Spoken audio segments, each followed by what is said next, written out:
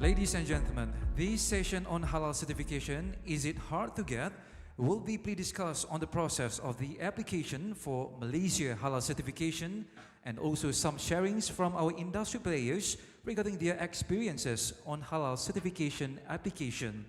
And so to kickstart this lovely afternoon here together, I would like to invite Ustaz Muhammad Amri Abdullah, who is the head of Malaysia International Halal Academy, Malaysia Halal Council Secretariat JAKIM, to moderate this panel session.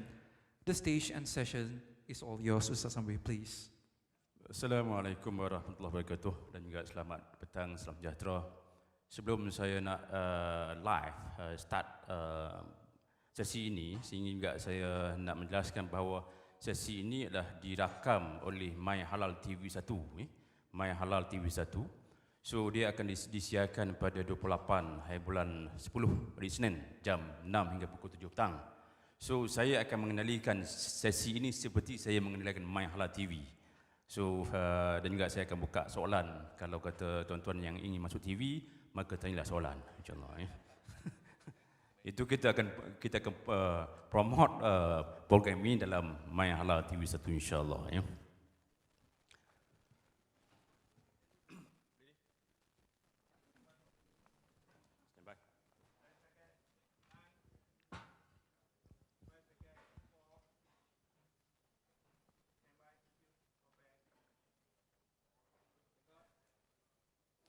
Assalamualaikum warahmatullahi wabarakatuh.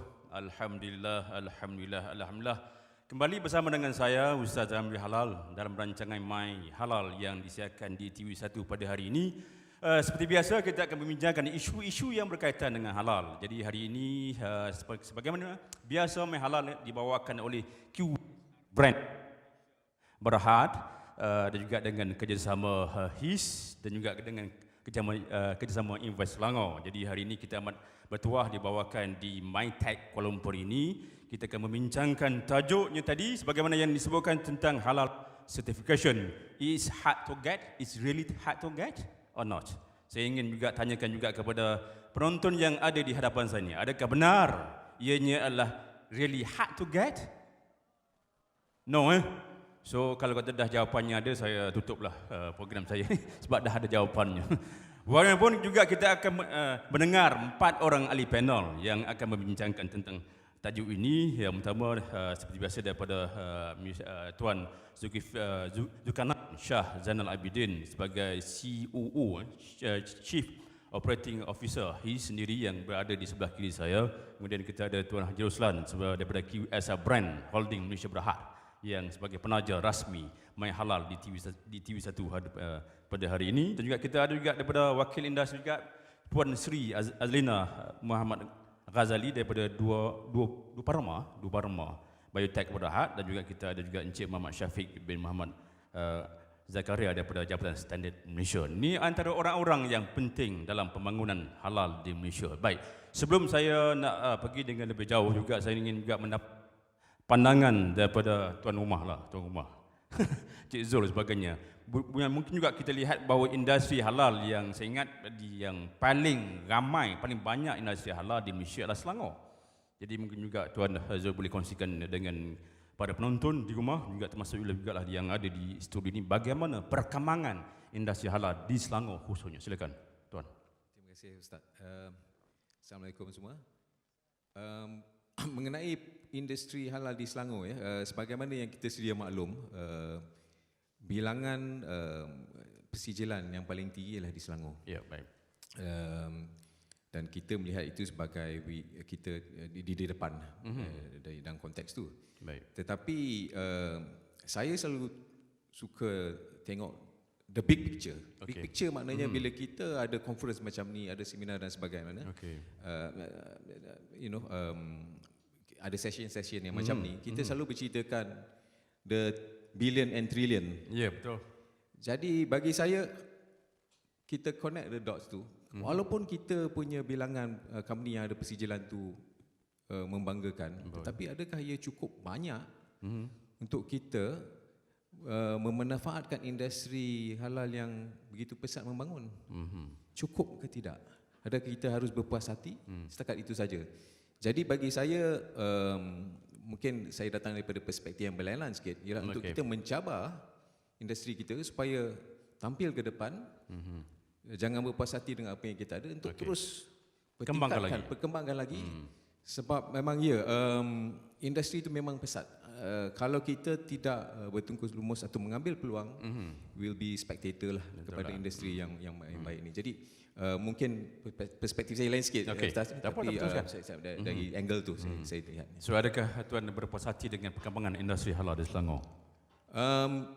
Kita telah cuba melakukan yang sebaik boleh, tetapi more should be done. Banyak effort yang kita kena adakan, dan perancangan yang cukup banyak.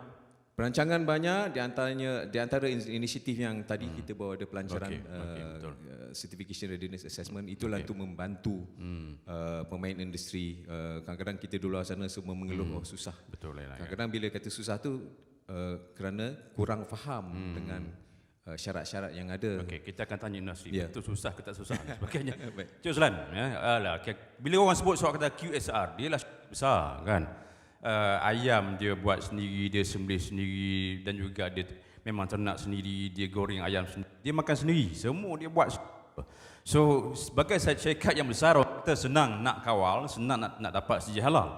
Jadi adakah itu juga benar yang diisukan SIHC halal ini memang sukar, memang lembab sebab pengalaman Tuan Haji? Okey, bismillahirrahmanirrahim. Assalamualaikum warahmatullahi wabarakatuh. Salam sejahtera, selamat petang. Jadi alhamdulillah, kita bertemu sekali lagi dalam isu membincangkan. Ini bukan kali pertama kita bincangkan perkara yang berkaitan sama ada sukar atau mudah untuk mendapatkan SIHC halal. Sebenarnya soalan ini tepuk dada tanya selera. Kenapa? Kerana bukan tanya kalau bagi saya lah yang berpengalaman di QSR brand selama 13 tahun, ini tahun ke-13. Saya bersama dengan QSR Brands, dan tahun ke-13 saya mengendalikan hampir 1,400 pensijilan halal premis. Berapa? Haji? 1,400. 1,400? Ya. Di Malaysia? Di Malaysia, Singapura, Brunei dan Cambodia. Itu dia yang saya nak sebut tu. Yang lain tu tidaklah pakai SIHC halal Jakim, tapi kita masih lagi perlu melihat kepada kepatuhan, kepada aspek yang telah Jakim dan juga pihak Jabatan Standard tentukan. Jadi bagi saya susah ni ada dua dimensi. Yang pertama dimensinya ialah sama ada susah tu kerana kita tak nak susah. Tak mahu susah langsung. Kalau kita tak nak susah memanglah susah. Jadi itu satu perkara. Kalau dimensi itu kita nak cari ubat pun payah. Kadang-kadang tak nak susah, dah sampai nak senang. memang susah-susah lah. Kalau nak cari benda senang, tak ada benda yang senang. Tutup mata je senang. Asal buka mata nampak susah. Itu pun susah juga tu. Itu pun susah juga. Dimensi yang kedua ialah sama ada yang susah itu disebabkan oleh elemen yang menyusahkan. Ini ada orang kata cabangnya lagi. Menyusahkan tu dari segi apa? Adakah birokrasi? Adakah standard yang dikeluarkan standard tu memang menyusahkan standard? Bagi saya yang dah ada tu dah ditimbangkan, dah dipikirkan. Bukan senang nak buat standard, bukan 1 tahun. Seingat saya hampir 5 tahun baru jadi standard tu. Lepas tu diubah ataupun di review sehingga sekarang kita ada standard yang paling terbaru 2019. MS 1500 2019. Jadi inilah perkara yang sebenarnya perubahan itu berlaku kerana nak menyenangkan bagi saya, bukan nak menyusahkan. Tetapi tinggal lagi kita kena lihat dari perspektif bahawa sebenarnya ada usaha-usaha yang diambil, bukan saja oleh pihak standard yang menyediakan standard yang mudah difahami, mudah diikuti, very structured, disusun begitu elok supaya ada flow dan senang untuk orang ikut. Malah ditambah pula dengan usaha yang diadakan oleh pihak kerajaan, terutamanya pihak Jakim dan pihak JAIS, malah ditambah lagi peranan HIS untuk membantu mereka-mereka yang masih tak faham lagi. Kita tadi tengok pelancaran syar'i online. So now dia jadi simple. Makin simple, tak boleh kita cuba dulu. Macam orang kata boleh try online. Kalau tak lepas, where are the gaps? Fix the gap. Ini bagi saya ini tak ada alasan lah untuk kita kata susah. Jadi dah dipermudahkan sebegitu rupa, maka berbalik kepada kita, kalau boleh saya sebutkan pepatah ya. Okey. Kita Pepatah Pahang, pepatah mana? ini pepatah tak kira lah. Tak kira lah, okey. Yang mengatakan kalau kita nak berakit-akit dahulu, Okey. ya, berenang-renang kemudian kita sakit-sakitlah dahulu supaya kita boleh bersenang Senang-senang lenang di mula-mula. kemudian hari. Nah, Jadi kalau kita tak ada nak mudah semua, nak benda semua spin food. Betul. Spin food, spoon feed. Okey. Tak apa, petang-petang macam tu lah. Okey, sebab tu antara orang sebutkan bahawa halal adalah suatu perkara yang sangat bernilai. Maknanya kalau kita nak dapat bekerja dengan benda yang sangat bernilai, dia berbeza daripada kita bekerja dengan benda yang tak bernilai. Kita nak dapatkan merge, berbeza kita nak mendapatkan kanch. Lain. Kan merge tu kita kena kuat sikit, kanch okey sikit lah. So dalam hal ini antara perkara yang disebutkan tadi adalah tentang standard. Sebab Syafiq dah pegang mic tu, saya nak tujukan pada dia terus sebagainya. Adakah standard yang ada ini sebagai standard yang sangat tinggi hanya memenuhi kepada orang yang syarikat yang multinational company, bukan kepada syarikat yang kecil ni? Jadi adakah standard yang dikeluarkan oleh Jabatan Standard ini terlalu tinggi? Syafiq? Bismillahirrahmanirrahim. Alhamdulillahirabbil alamin wassalatu wassalamu ala asyrafil anbiya'il mursalin wa ala alihi washabihi ajmain. Terima kasih Tuan Ustaz Amri, Saya selaku moderator kita pada hari ini. Jadi berhubung berkaitan dengan standard ni, adakah dibangunkan tu memang sengaja kita nak bangunkan secara susah? Tidak. Okey. Kita membangunkan standard ni, prinsip salah satu yang kita ketengahkan masa membangunkan standard ni ada melibatkan sebanyak mungkin stakeholder. Pihak-pihak yang mahukan kepada standard halal itu sendiri. Baik. Jadi kita tidak orang kata short sendiri. Kerajaan saja nak certain requirement. Tidak. Kita melibatkan pemain-pemain industri, SME, syarikat-syarikat MNC, syarikat-syarikat besar untuk sama terlibat dalam memformulasikan standard. Sebagai contoh kita ambil MS 1500 versi yang ketiga dah. Kalau ikutkan dia bermula tahun 2000. 2000 lagi. Sekarang 2019, 19 tahun dah. Masa tu Haji Aslam belum bekerja dengan KFC lagi. Jadi nak katakan pembaharuan yang kita ketengahkan dalam standard itu bukan sengaja kita buat, tetapi ia adalah mengikut peredaran semasa. Baik. Jika dahulu syarikat-syarikat mungkin susah untuk memenuhi sesuatu peraturan, tapi pada sampai satu tahap semua syarikat boleh penuhi satu peraturan itu. Jadi bila standard akan datang, dia akan tambah baik. Baik. Dan akhirnya consumer, kita punya pengguna sama ada non-Muslim ataupun Muslim akan menerima manfaat yang meluas daripada standard yang kita bangunkan tadi. Okey. Kalau antara standard yang selain daripada makanan adalah pharmaceutical. Jadi Puan Sri yang terlibat sebagai halal untuk yang dua pharma yang betul lah? Dua pharma? Betul. Yang ni sebagai ubat. Jadi orang kata antara ubat dengan halal ni apakah kaitan? Ubat tak perlu lagi halal. Jadi adakah ubat juga kita nak buang persepsi orang awam ni ubat tak perlu lagi halal. Sedangkan kita lihat dua pharma juga sebagai pemegang saja halal. Jadi apa pandangan Puan Sri berkaitan dengan apa yang saya sebutkan tadi? Ubat. Bismillahirrahmanirrahim. Terima kasih Ustaz. Yep. Sebelum saya teruskan, baik saya sebab dua farma macam susah sangat nak sebut kan. Kita mulalah dulu sebab dua farma dahulunya dikenali sebagai CCM dua farma ataupun CCM pharmaceutical dulu kan. Tapi sebab penjenamaan semula kita pada 25 Februari tahun ni kita dah buang CCM dan telah menjadi dua farma. Tapi CCM masih lagi wujud, masih lagi wujud. Dia ada di bawah perniagaan polimer dengan chemical, kimia. Jadi persoalan tadi daripada perspektif pharmaceutical, kenapa kami masuk dalam industri halal dan adakah persijilan ini susah? Pertamanya saya amat setuju dengan apa yang Cik Roslan kata tadi. Kalau kita nak susah tu kita yang buat benda tu susah.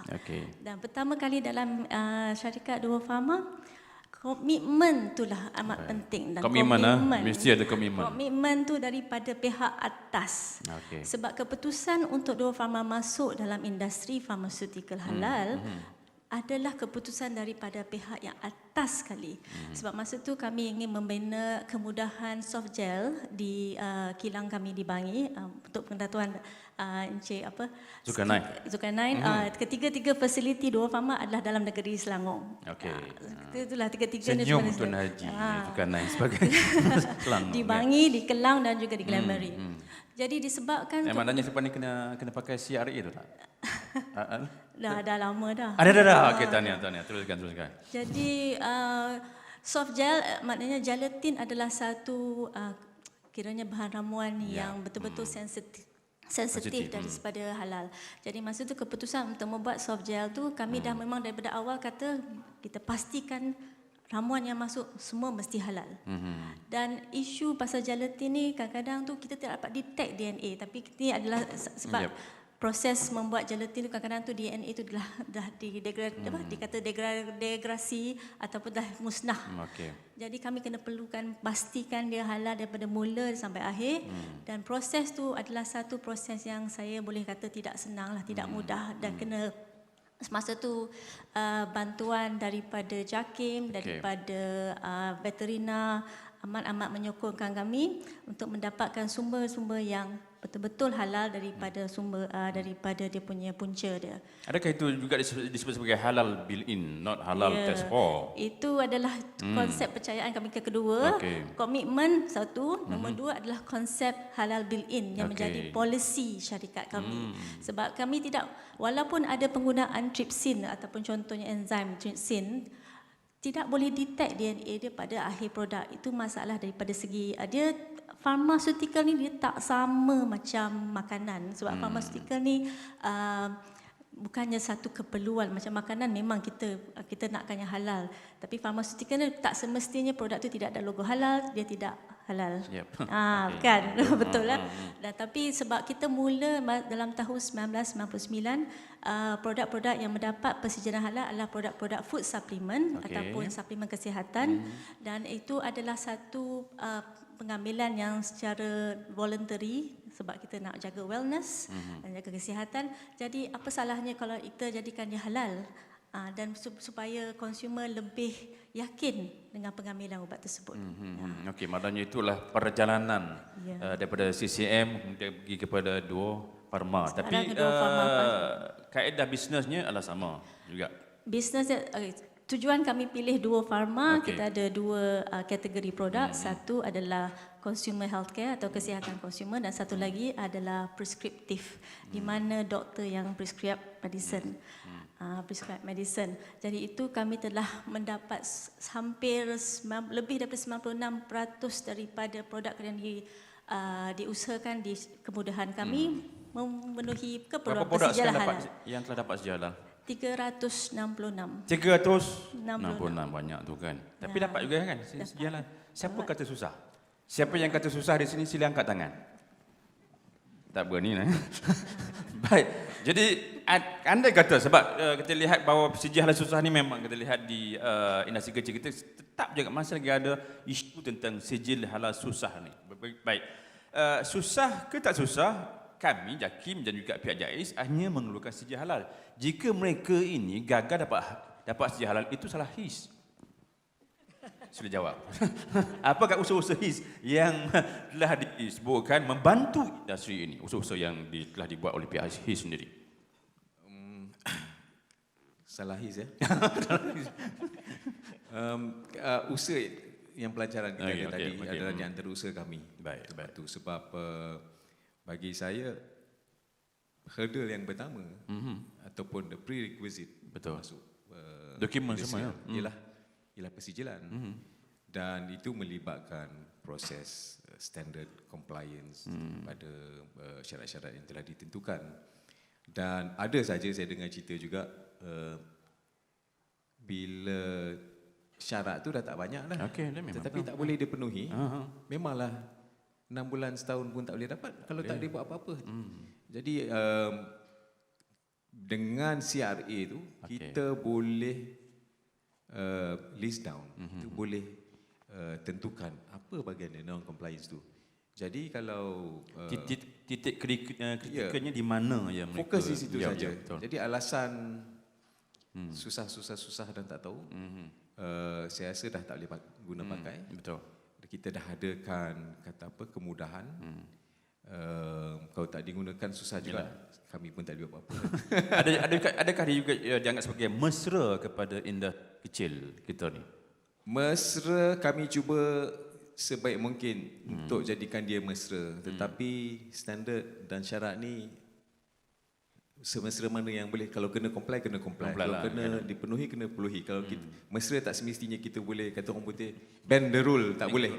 Jadi kalau syarat tu dikatakan susah dan tak mesra, sebenarnya bukan it's not the issue. The thing is dia ada di situ, kita kena penuhi, sebab itu adalah keperluan. Ya. Yang penting adalah komitmen yang sebagaimana yang Puan sebutkan. Baik. Kalau kita lihat yang agak sukar apabila pengusaha-pengusaha yang terlibat dengan restoran, sebab saya lihat Tuan Haji Uslan dia memang sebagai tokoh restoran ni sebagainya kan. Baik, kebanyakan restoran yang tak mau saja halal, mereka juga menggunakan kaedah-kaedah yang lain. Ya, kadang-kadang mereka menggunakan perkataan halal, ayat Quran dan sebagainya. Dan juga kita bincang bagaimana kaedah perundangan nak menangani isu yang berkaitan dengan ayat Quran. So, bagi pandangan Tuan Haji, kalau restoran KFC contohnya Pizza Hut dan juga Ayam Mas tidak gunakan logo halal, tapi gunakan ayat Quran saja. Sebab memang Islam dah kan? Memang Islam dah. So, mengapa mohon lagi saja halal sedangkan memang dah hawa Islam dah? Kan memang tak halal KFC. Ya. Okey. Dia begini. Sebenarnya memanglah kalau kita nak ambil mudah semua perkara tu memang kita boleh.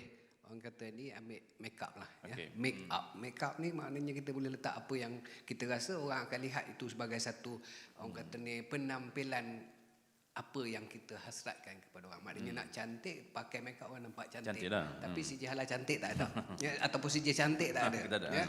Akan dibuat insya-Allah. Ya. Kerana bagi dalam konteks makanan halal ini, ya, sijil halal itu memberikan orang kata ni nilaian tambahan kepada bahawasanya kita mematuhi bukan saja aspek syariah ataupun bukan juga hanya compliance to the syariah punya keperluan, tapi elemen pematuhan kepada hygiene juga ataupun kebersihan juga dimasukkan.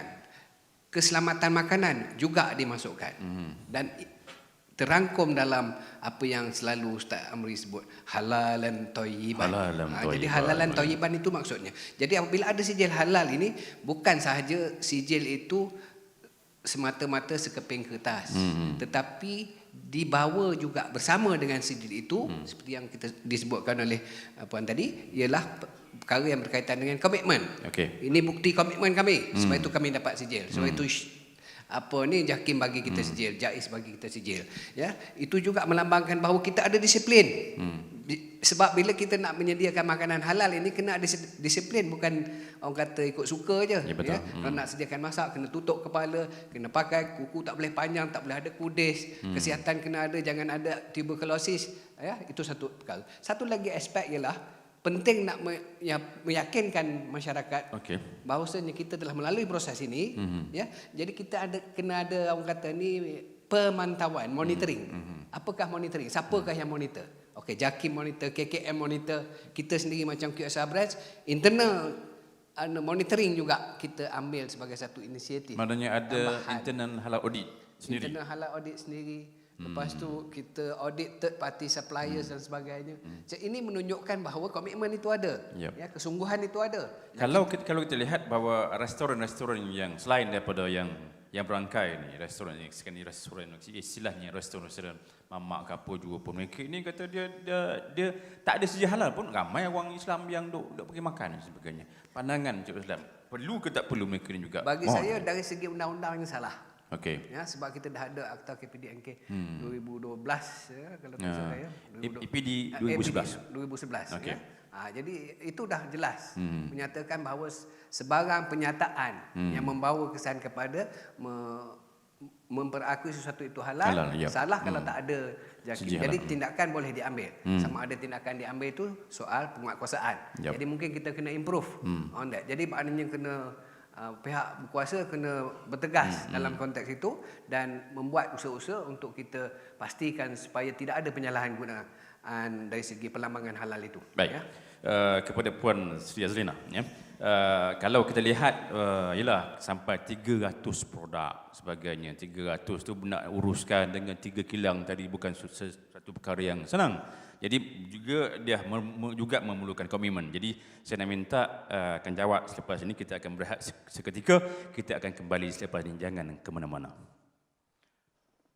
Baik, alhamdulillah kembali lagi bersama dengan saya Ustaz Amri Halal dalam rancangan Imam Halal yang disiarkan di TV1 hari ini dari MyTech Kuala Lumpur. Bersama dengan kita adalah agensi-agensi yang terlibat, juga industri-industri yang terlibat dalam halal, membincangkan tentang tajuknya adalah It's really hard to get halal certification ini. Betul ke tak betul bahawa memang sukarnya dapat saja halal, tapi sebagaimana yang diceritakan nampak mudah.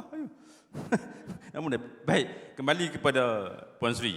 Jadi bagaimana pengalaman Puan menguruskan sampai 300 produk untuk mohon sedia halal ini? Berapa tahun baru nak dapat sedia halal? Tak ada lah berapa tahun. Okay. Berapa minggu kot. Bila dikatakan komitmen tadi kan, bagaimana kita menguruskan persijilan, nombor satu dalam standard kita tubuhkan site committee kan, halal committee. Okay. Jawatan kuasa halal itu adalah satu keperluan. Jadi setiap kemudahan kami ada satu jawatan kuasa. Dan atas jawatan kuasa tu ada satu lagi jawatan kuasa pemantauan yang membuat penyelarasan. Okay. Jadi orang-orang yang di bawah jawatan kuasa ni semuanya berbeza-beza. Dan walaupun dalam standard tidak mengatakan laboratory ataupun makmal perlukan jawatan kuasa, dia masih lagi ada halal eksekutif dalam makmal tu juga. Adakah semua nak kena test? Ya. Dalam proses pharmaceutical semuanya bermula dengan R&D lah, penyelidikan. Sebab bila penyelidikan tu adalah ada test pilot plant dan sebagainya, baru masuk production. Jadi semuanya bermula di makmal. Jadi makmal tu perlu ada satu halal exec, dan dialah yang memastikan ramuan yang dipilih adalah 100% halal. Dan semuanya dokumentasi semua lengkap dan tidak ada apa-apa yang syubhah langsung dalam meneruskan produk tu masuk ke dalam production. Jadi di samping itu kami juga ada satu lagi komiti jawatan kuasa strategi halal. Yang ini adalah daripada pihak-pihak yang diwakili oleh marketing, sales, daripada business development. Sebab bila kita masuk dalam katakan, sebab dua farma biotech ni dia lebih kepada membawa teknologi masuk ke Malaysia. Itu adalah kelebihan kami lah. Kami tengok membawa masuk teknologi Malaysia macam teknologi effervescent. Saya rasa sebab semua orang kata dua farma tak kenal. Kalau saya kata, tahu tak cerita pujaan hati kanda? Pujaan hati dinda tak? Hati kanda. Ada iklan apa selalunya kat pujaan hati kanda? Flavets. Itu adalah satu jenama kami. Itu adalah guna effervescent. Itu adalah satu teknologi yang kami bawa masuk ke Malaysia. Jadi bila kita nak komitmen halal, even jawatan kuasa yang R&D tu bila dia masukkan formulasi untuk flavets, semua kena pastikan yang halal. Dan flavets tu daripada awal sampai akhir kita pastikan tidak ada apa-apa yang syubhah yang masuk dalam kemudahan tersebut. Nak kerja di syarikat Puan ni mesti kemis saja ke ataupun ustaz boleh kerja ke situ? Ustaz pun boleh kerja. Boleh. Macam boleh. Saya ada satu ustaz dekat belakang. Kolik saya ustaz, sebab dalam sebab di dua farma eksekutif halal ni tak semestinya masuk production. Eksekutif halal ni sebenarnya saya rasa untuk membina pekerja yang skill workers. Sebab selalunya orang yang masuk eksekutif halal ni akan membawa satu aura yang boleh dibanggakan lah. You tahu industri tu, you tahu ingredient dia. Adakah pihak syarikat telah menetapkan ruang kerjaya kepada halal eksekutif, dia naik kepada manager halal, akhirnya dia naik kepada GM halal? Yang lain haram ke GM halal yang ni? Saya rasa tangga kerjaya tu memang standard lah di mana-mana kemudahan di syarikat yang mana-mana pun. InsyaAllah. Jadi sebab tu juga dalam standard halal Malaysia disebutkan mesti melantik seorang personel halal atau juga disebut sebagai eksekutif halal yang ada. Kalau tak ada yang tu memang tak dapat jadi halal kan. Jadi saya nak tanya Tuan Syafiq. Jadi kalau kita lihat standard ni dah kali yang ketiga. Kita bercakap bab standard MS 1500. Dulu dia ada standard MS 1500 204, 209 dan sebagainya, dan juga hari ini 2019. Semua standard ni memang saya yang agak terlibat dalam bab ni. So, apakah perbezaan juga penambahbaikan di antara standard MS 1500 2009 dengan MS 1500 2019? Adakah beza tahunnya saja?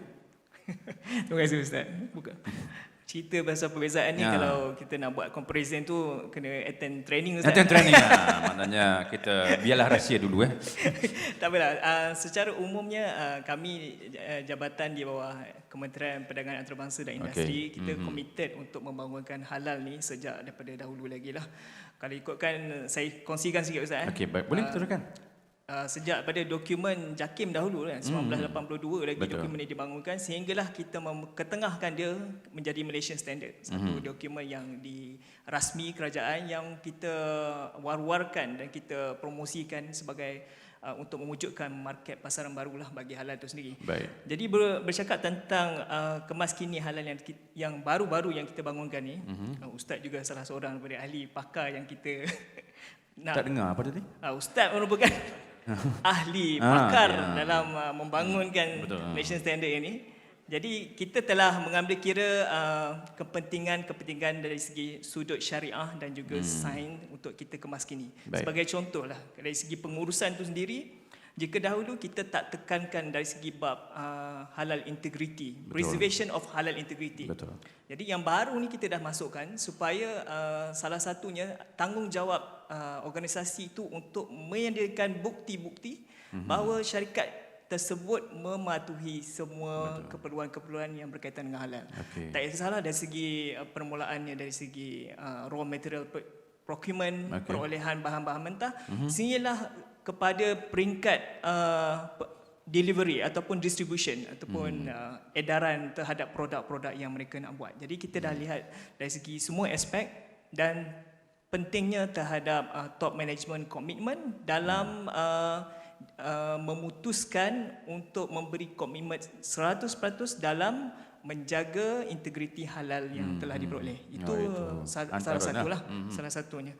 Kemudian juga kita juga tambah baik dari segi keperluan untuk ada rekod yang lebih baik. Jadi kalau sebelum ni rekod tu agak sukar, tapi dengan teknologi sekarang kita ada banyak pelbagai medium untuk kita buat rekod file tu kan. Tambah pula dengan ada CRA juga mungkin sebagai salah satu nilai tambah lah ya. Betul, nilai tambah. Dan seterusnya kita juga kali ini kita libatkan penglibatan staf yang lebih meluas. Jadi maksudnya bukannya top management sahaja yang terlibat, tetapi staf bawahan juga terlibat. Dia dikira sebagai employee ataupun staff. Kalau ikut standard ISO 9001 yang terbaru juga, dikatakan staff tu bukan sahaja staff di bawahan. Staff tu juga merujuk kepada top management sehinggalah kepada staff-staff bawah je ni. Maknanya CEO pun juga kena hadir khusus halal lah. Betul. Okey. Baik. Itu antara perubahan yang ketara yang berlaku dalam standard halal yang baru. Baik, saya nak buka soalan Saya nak buka soalan kepada tuan-tuan dan puan-puan sekalian yang hadir pada petang ini. Jika ada sebarang soalan boleh tujukan kepada kita punya panel dan juga insya-Allah anda akan masuk dalam TV1 My Halal insya-Allah ya. Baik, saya buka soalan jika ada. Silakan. Okey tuan yang berada di sebelah lelaki sana ya. Sila gunakan mic. Assalamualaikum warahmatullahi wabarakatuh. Waalaikumsalam. Nama saya Firdaus. Saya bekerja di Innovation Social Consulting sebagai consultant. Bahasa Melayu saya terus sikit boleh? Tak apa, boleh. Ya. Okey, salah satu yang membuat halal certification itu susah kita kena dapat itu adalah audit process sama major paperwork. Okey. Dalam hal ini adakah niatan JAKIM atau any halal certification bodies or anything related to it yang untuk berniat tambahkan teknologi atau adakah sudah teknologi yang sudah dipergunakan untuk meningkatkan performance dari hal-hal tersebut. Okey. Terima kasih Terima atas kasih. waktunya. Itu soalan singkat saya pergi dulu kepada Tuan Joslan.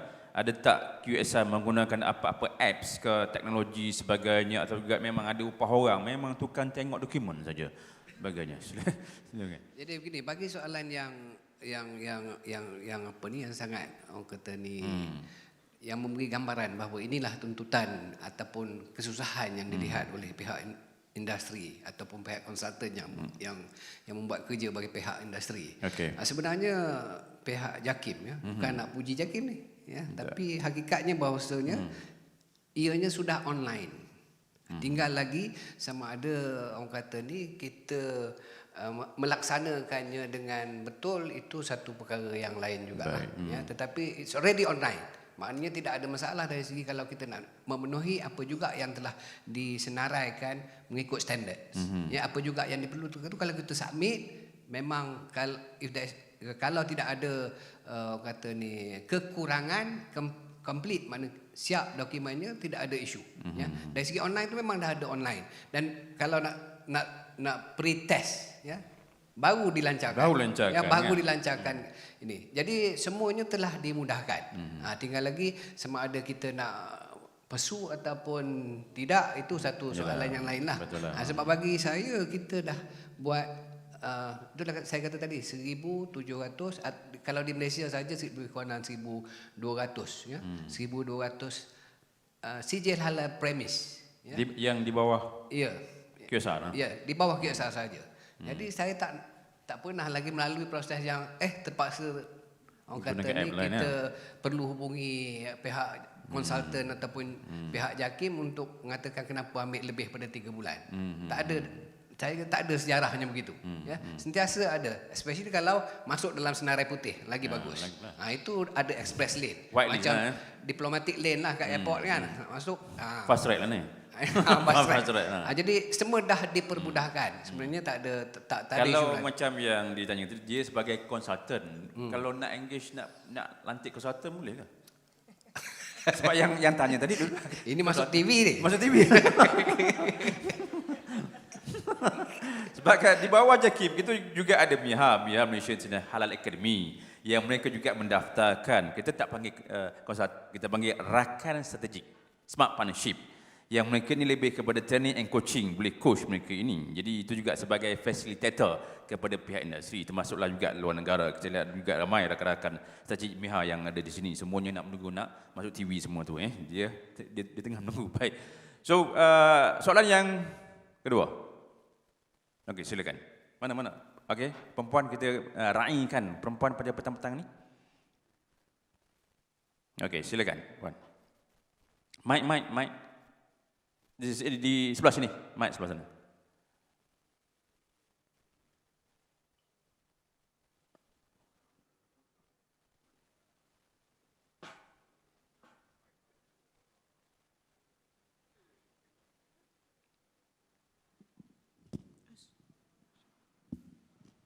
Okey, tak apa. Sila bantu mic. Sila bantu mic. Cabut mic tapi cabut saja mic. Okey. Assalamualaikum warahmatullahi wabarakatuh. Waalaikumsalam. Nama saya Dian. Saya PhD student dekat INHART UIA. Okey. Dari tadi saya mendengar bahwa is it not too hard to get the halal certificate something? Yeah. And kebetulan research saya is about the implementation of MS 1500-2009. So saya riset, alhamdulillah saya dapat 212 company, and then most of them is the SME. The MNC. Berapa tadi? 212? Yes, 212 company.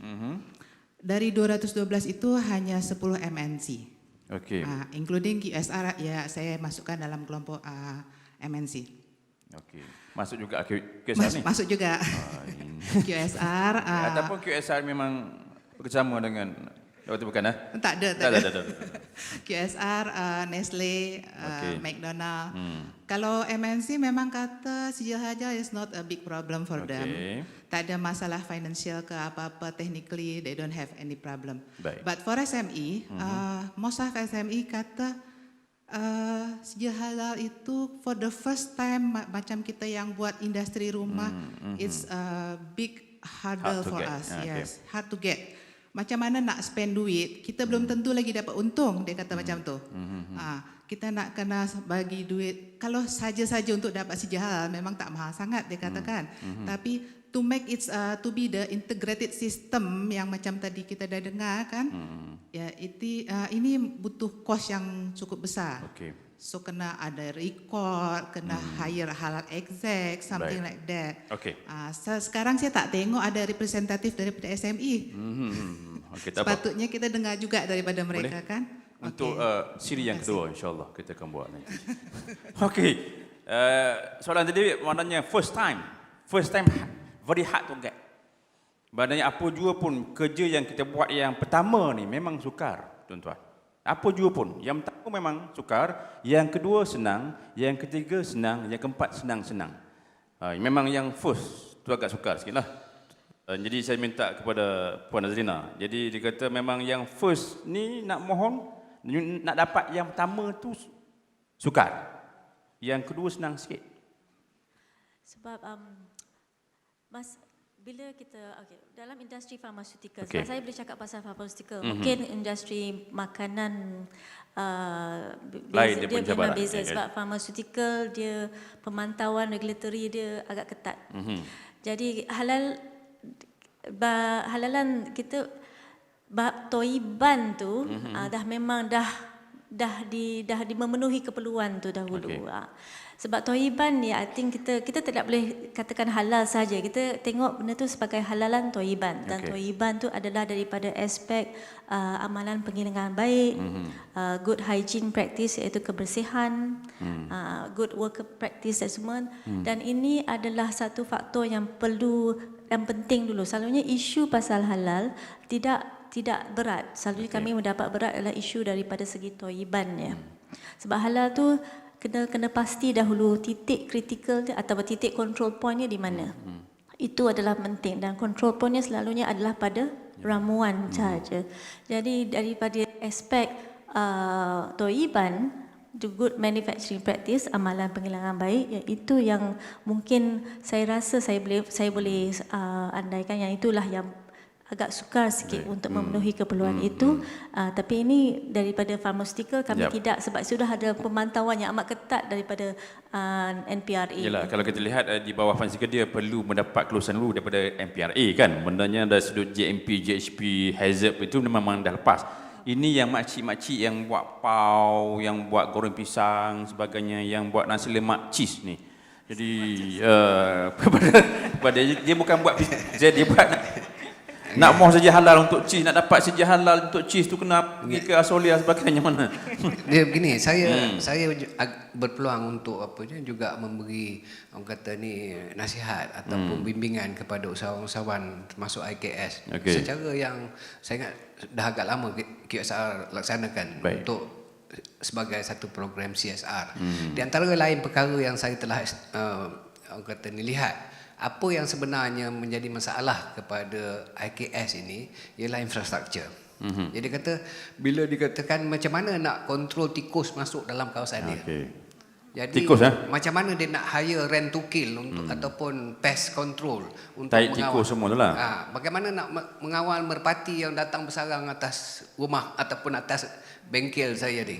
Tetapi ini semua adalah critical point kepada mendapatkan sedia halal. Kalau kita tak boleh kawal ini, maka sudah tentu kita tak dapat sedia halal. Jadi semua critical points ini perlu kita selesaikan. Tidak semestinya dia tidak wajibkan kita ambil rent to kill. Tetapi apakah kaedah untuk mengelak tikus masuk ke dalam dapur contohnya? Apakah kita bagaimana kita nak mengelak burung bersarang daripada, kalau didapati efektif, selesai masalah itu. Jadi lepas tu dari segi orang kata ni lantikan pegawai eksekutif halal, sebenarnya ada kategori yang perlukan itu. Kalau dan yang tidak setakat semua dia buat nasi lemak cheese dia perlu, dan dia tak perlu, yang tak perlu kecil kan? itu tidak perlu, kecuali kepada syarikat-syarikat yang telah orang kata ni dia adalah dia punya tu. Jadi Adakah perlu mereka ni juga mesti didedahkan, mesti diberikan kesedaran ilmu tentang halal ni, walaupun dia sebagai orang Islam? Betul. Ini satu benda yang penting. Kerana apa juga yang kita nak buat, dia berdasarkan kepada trust ilmu.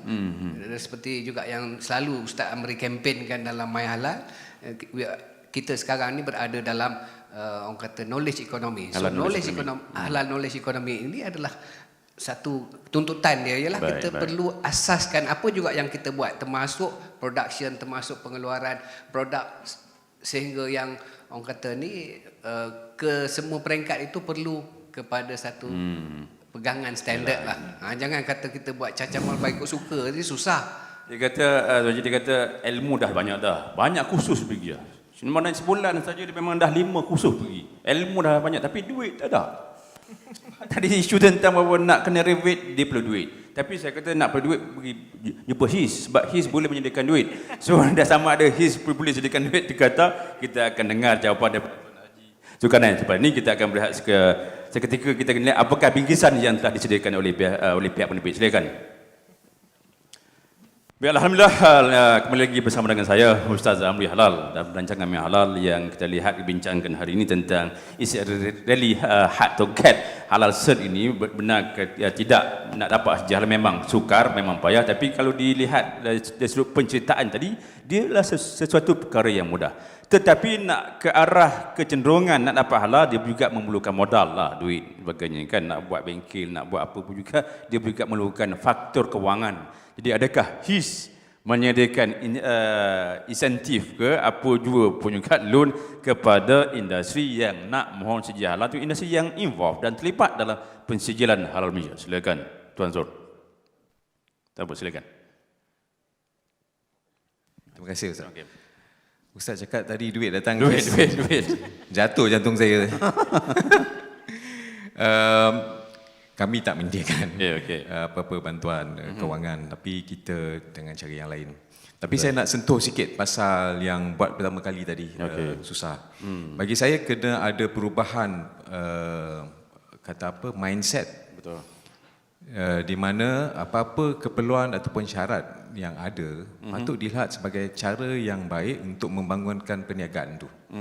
It's good practice. Tak ada benda yang diperlukan itu, benda yang mungkin melibatkan kos, tetapi ada satu cara untuk membangunkan perniagaan dengan baik. Jadi saya rasa ada perlu kesedaran perlu ada di mana perniagaan yang ada perancangan untuk mendapat persijilan. Bukan macam nak persijilan hari ini terasa nak, lusa nak dapat. Sebab dia ada prosedur dan perancangan ataupun infrastruktur yang perlu diadakan. Jadi that should be seen as part of how you develop your business. Jadi kalau perniagaan itu kecil, tak semestinya kita tak boleh merancang untuk dia dikata lorong yang the right track untuk ke situ. Jadi bila kita tengok kita nak dapat sijil halal tu, nak dapat hari ni, lusa nak dapat, dia jadi satu burden, dia jadi satu halangan, dia jadi satu beban.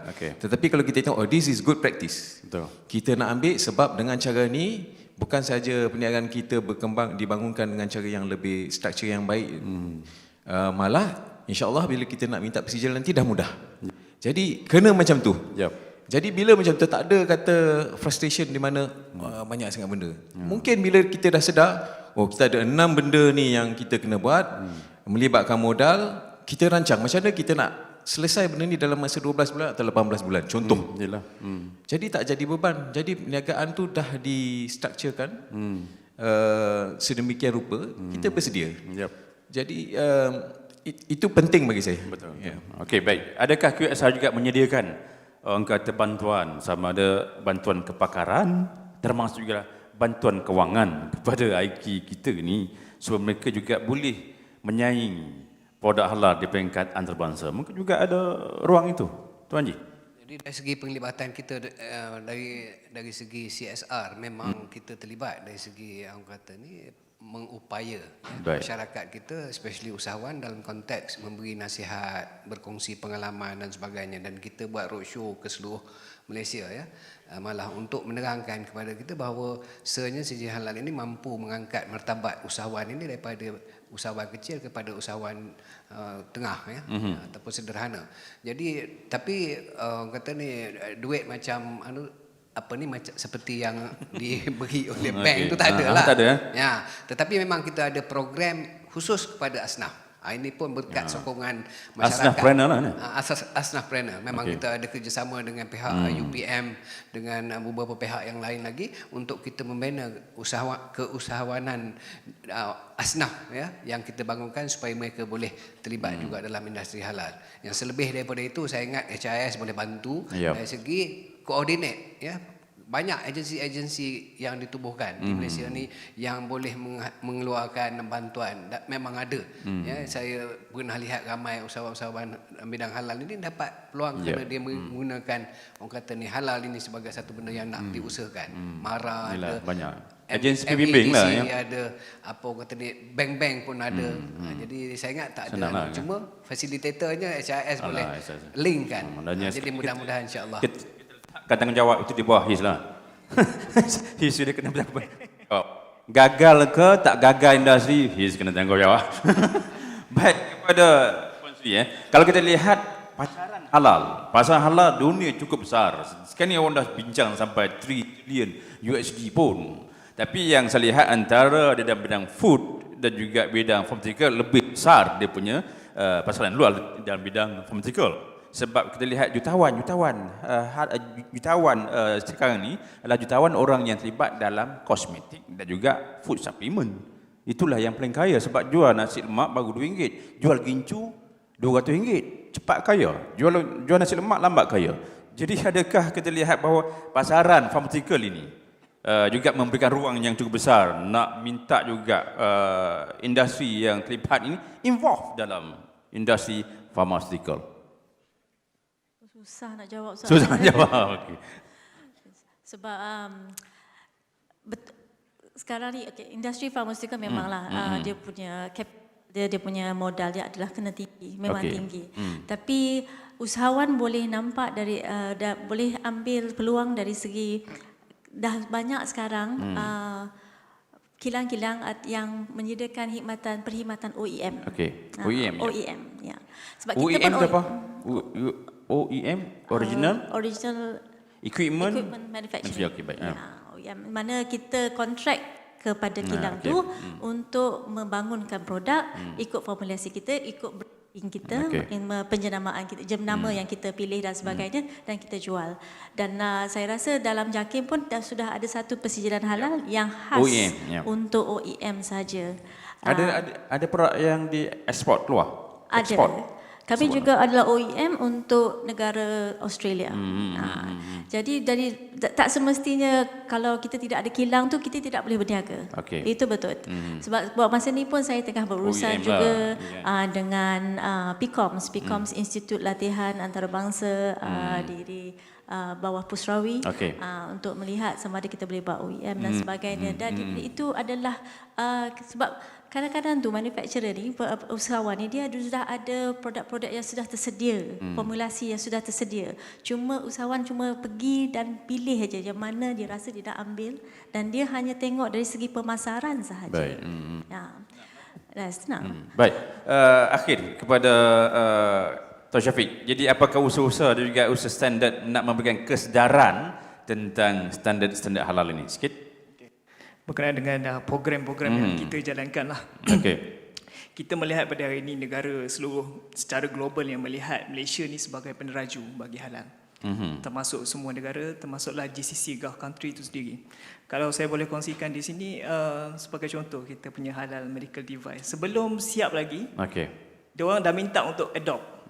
Belum siap lagi? Belum siap lagi, tapi sekarang dah siap. Belum siap lagi, negara-negara luar ni dah memandang tinggi standard-standard yang kita bangunkan lah. Jadi peranan saya di sini di Jabatan Standard Malaysia, kita juga membangunkan standard dan masa sama kita juga mempromosikan standard-standard yang kami bangunkan. Kami mungkin tidak seperti HIS ataupun syarikat-syarikat besar yang ada CSR value untuk SME. Tapi kami dari segi knowledge of the standard, memang kita akan cuba bantu beritahu tentang ilmu keperluan dan pentingnya standard itu ada. Sebagai contoh tadi restoran Tuan Haji Roslan. Kalau saya traveller, saya pelancong datang ke Malaysia, saya lihat ada sebelah logo halal tapi restoran Tuan Haji ada logo halal, sebelah tak ada. So saya akan masuk kepada yang ada logo halal, Tuan Haji punya restoran. Memang pilihannya kan. Pilihannya lebih baik untuk para pelancong di luar, terutama yang beragama Islam untuk mendapatkan servis dan juga produk Malaysia yang halal. Baik.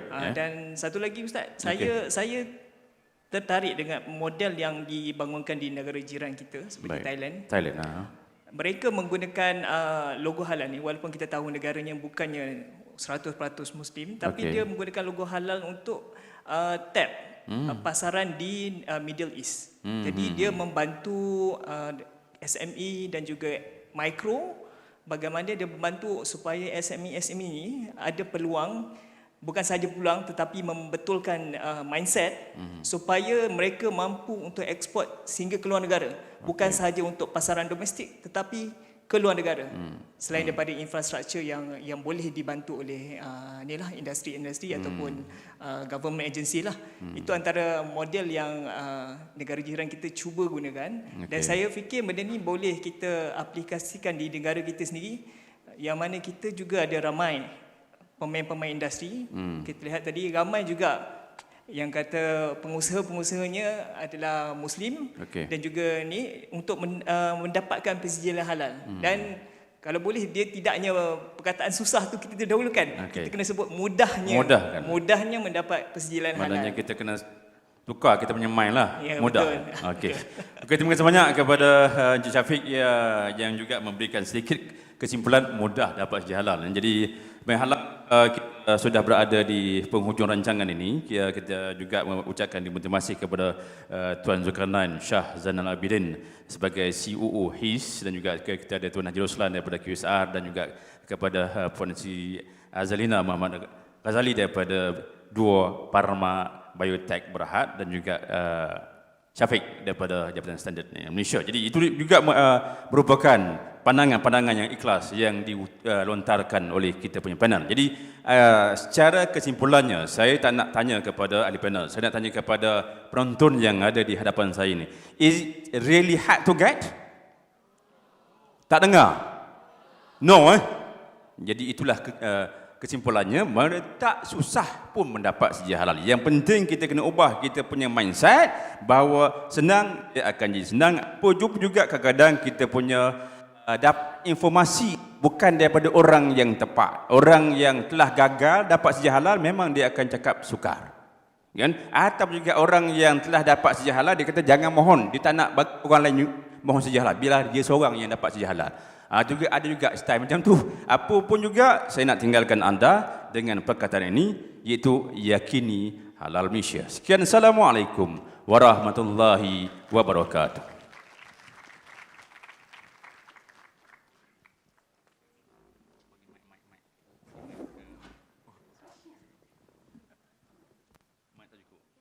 Testing. All right, thank you Ustaz Muhammad Abi Abdullah and fellow panelists for an interesting and insightful panel session.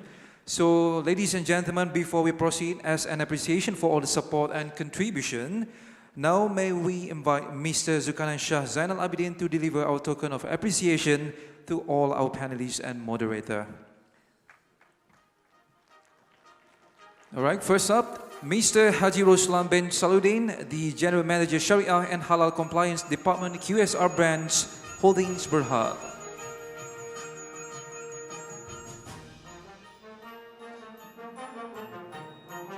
Alright, then we have Ms. Sri Azalina binti Muhammad Ghazali, Head Halal and Government Relations Department, Dua Pharma Biotech Berhad.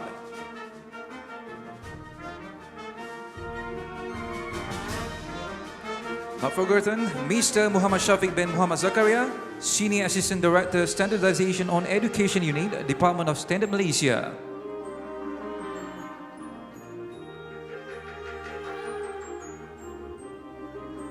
And last but not least, Ustaz Muhammad Amri Abdullah.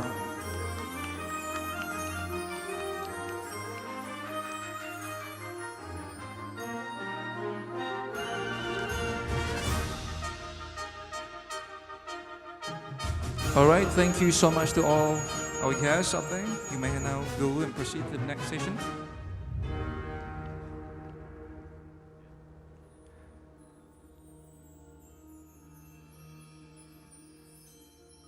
Ladies and gentlemen, now we have reached our fourth and final session of the conference today.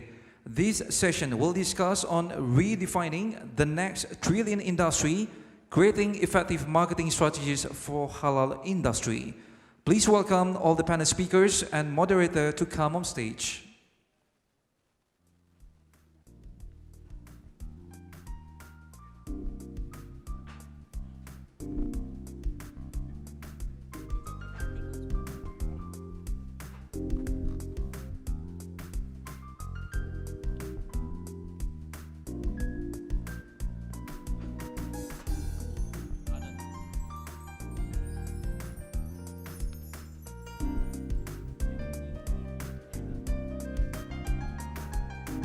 So for the next session, we will take about an hour and it will discuss about the tactical strategies in positioning the halal businesses for global market.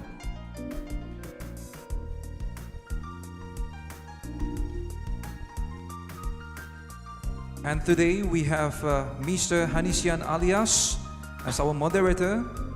He is the Vice President Industry Development Division, Halal Industry Development Corporation HDC.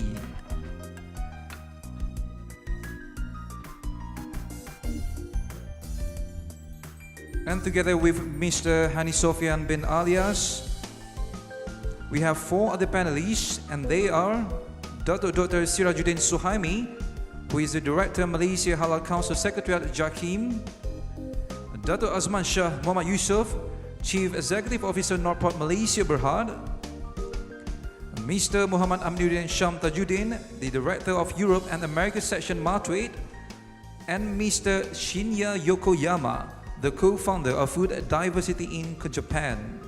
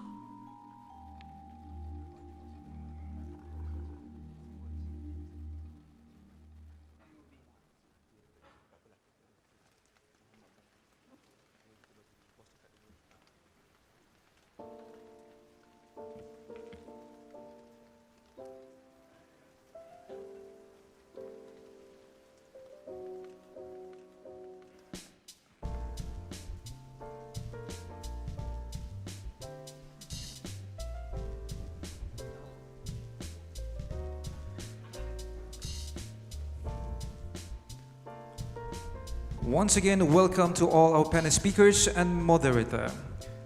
With that, I would like to invite Mr. Hani Sofian Alias, the Vice President Industry Development Division, Halal Industry Development Corporation HDC, to lead the session, please.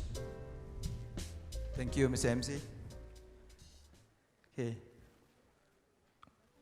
I can see that some of us are standing at the back here. Very interesting. Okay, Bismillahirrahmanirrahim. Assalamualaikum warahmatullahi wabarakatuh, and good evening, good afternoon to all the participants. So this is the fourth sessions. Also, this is the last panel sessions. We still have some activity after this. Before I proceed, Ustaz Amri, are you still here? This one not on TV, eh? Your boss is here. It's okay, because I was told that this session is specially dedicated for all the participants of Selangor International Halal Conference, only for your views today. And they will be sharing some interesting topics, some interesting updates with all of us this afternoon. Okay, just now the MC has introduced the speakers. I think all the speakers, there is no need for me to further introduce them. They are experts in their fields. Datuk Siraj has been, how many years Datuk Siraj dekat JAKIM? 20 years? 20 years, but still look very young. Combined, I think easily we can get about 30 to 40 years of experience from all these gentlemen. Okay, because I do not want to delay any further, I think if you look at the topic this afternoon, I read this topic many times, redefining the next $1 trillion industry, creating effective marketing strategies for halal industries. Then again, I read again this topic because I need to understand what do we need to discuss this evening. So when I met all of these speakers or all these panelists today, we came up with one conclusion. We want to know what is the next new thing in halal industry that can create opportunities for all of our stakeholders, and how do we move forward. As you all know, when halal get a lot of attentions globally, better awareness about halal, it opens up to a new windows of opportunities to many, not just for traditional industries, manufacturers, people in agriculture sectors or service providers, but also on supporting industries. We are now talking about halal initiative in media industries, training and advisories, lab operators, software developers are also talking about halal industry. So it opens up a lot of opportunities, not just for traditional industries, but to many of us. So this evening, we will hear perspective from all these panelists on how they see or what are their views on the new opportunities that is coming up in the near future. And they will share the insights on how can all of us, especially the Malaysians, can capitalize these opportunities. Okay, so I think without further ado, I would like to first invite Dr. Siraj to give his perspective on this particular topic. Datuk? Okay.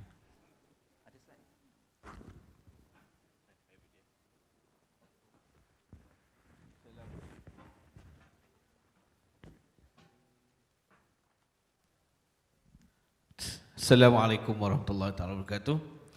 Alhamdulillah Rabbil Alamin wa bihi nasta'in. Thank you so much, Mr. Hamid Sofyan, the moderator, for this session. Thank you to the organizer that invite me especially, to be together with all these distinguished panelists. As mentioned by moderator about the topic, is quite wide. And we come with the conclusion that what we are looking forward for halal product and services to be captured and to be grabbed by the players, inshallah. I prepare numbers of slides that can be shared together with us today, even if there is on the screen. And it's regarding about what actually I have been presented this morning, with numbers of different audience, but we talk about next slide. Just talk a bit. Okay, as we know that the demand of halal product is already there among the consumers. They are looking and searching for it. Even nowadays, it's not only food. We are talking about cosmetic, consumer goods, pharmaceutical product, all the services, plus the new one, inshallah, by next year is the scheme is ready. But there's numbers of question marks still there about the halal medical device. And I am so sure that the industry is ready to serve, to produce all the products, to be marketed, to be traded to the consumers worldwide. And maybe the only problem previously, but we try our best, how we can convince all certification body, which they are not synchronized between each other, but we move forward to make it happen, inshallah. Okay.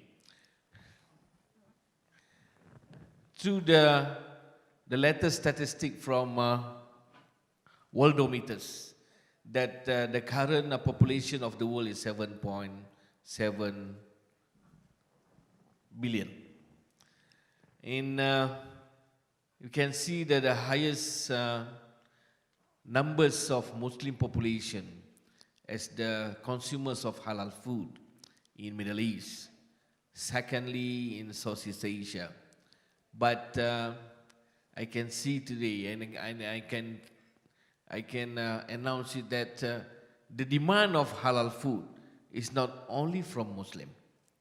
It comes from the non-Muslim too. I can say that since there is numbers of evidence, the demand is increasing. If we look at Chinese from China, they came and see us from the past 2014. The authorities, they asked how they can get or how they can fulfill the demand from Chinese in China for halal certified food, for example. Then it's quite shocked for me why the non-Muslim also looking for it. And the answer is there's two main issue of the goods of halal certified product. One, that the halal certification bring together the elements of halal and tayyiban. So then they are looking at this product because the hygiene, the quality, the traceability, the trust, and so on from the halal product. Secondly, even they are non-Muslim, most of the Chinese in China, they are Buddhists. So they are vegetarian. So it's easy for them to maintain their vegetarian status by consuming halal product. They make an example for the crackers. So halal crackers fried by the vegetable oil compared to the non-halal maybe with lard or any animal oil. That's the difference, and that's why the demand of halal product is increasing not only by the Muslim but also by the non-Muslim. And we can see there's numbers of new evidence across the world, across the global. Even in Japan, we have our friend from Japan today, and it's one of the new achievements that we established the collaboration with Malaysian and Japanese company to open one of the central kitchen in Japan, where they already have the product in the market. Not only for Muslim, the latest report that I received from Rako Kitchen, they mentioned that they have sold 20,000 pack of Wagyu rendang. Wagyu rendang. By Isetan in Japan. And the latest is they try with another 20,000 pack of nasi lemak. Also in Tokyo. And sold out. And the demand is increasing not only in Japan but come from Jeju Island in Korea.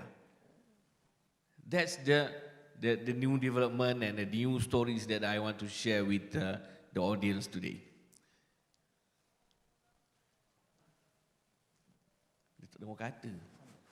Next.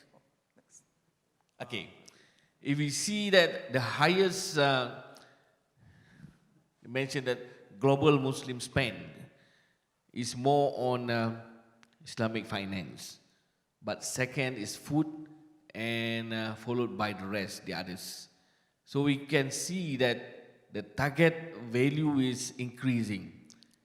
There is none of the numbers is going down. All is going up. So if the demand spending by the Muslim, so what are going to do to market our product? For those who are the producer, the production, to market your product globally. Next. And from the Thomson Reuters report, they target in 2025, because the audience cannot see the numbers of the years down there. They are targeting that the market is $9 trillion US. That's the target. But how to make it happen? Who are the players? We are. Even you are the production company, even you are the marketing, if you are the traders, as we are the certification body, we need to run our role, how to get involved in this huge number. Ladies and gentlemen, for halal food per se, I should need to look at the numbers. Okay, in 2016, it's USD 1.25 trillion. They are targeting for 2024 is USD 2.57 trillion. That's only for food. How about the others? I'm sure if you look just now is 9 trillion US dollar, so the rest is huge. So how to market it? Let me stand up,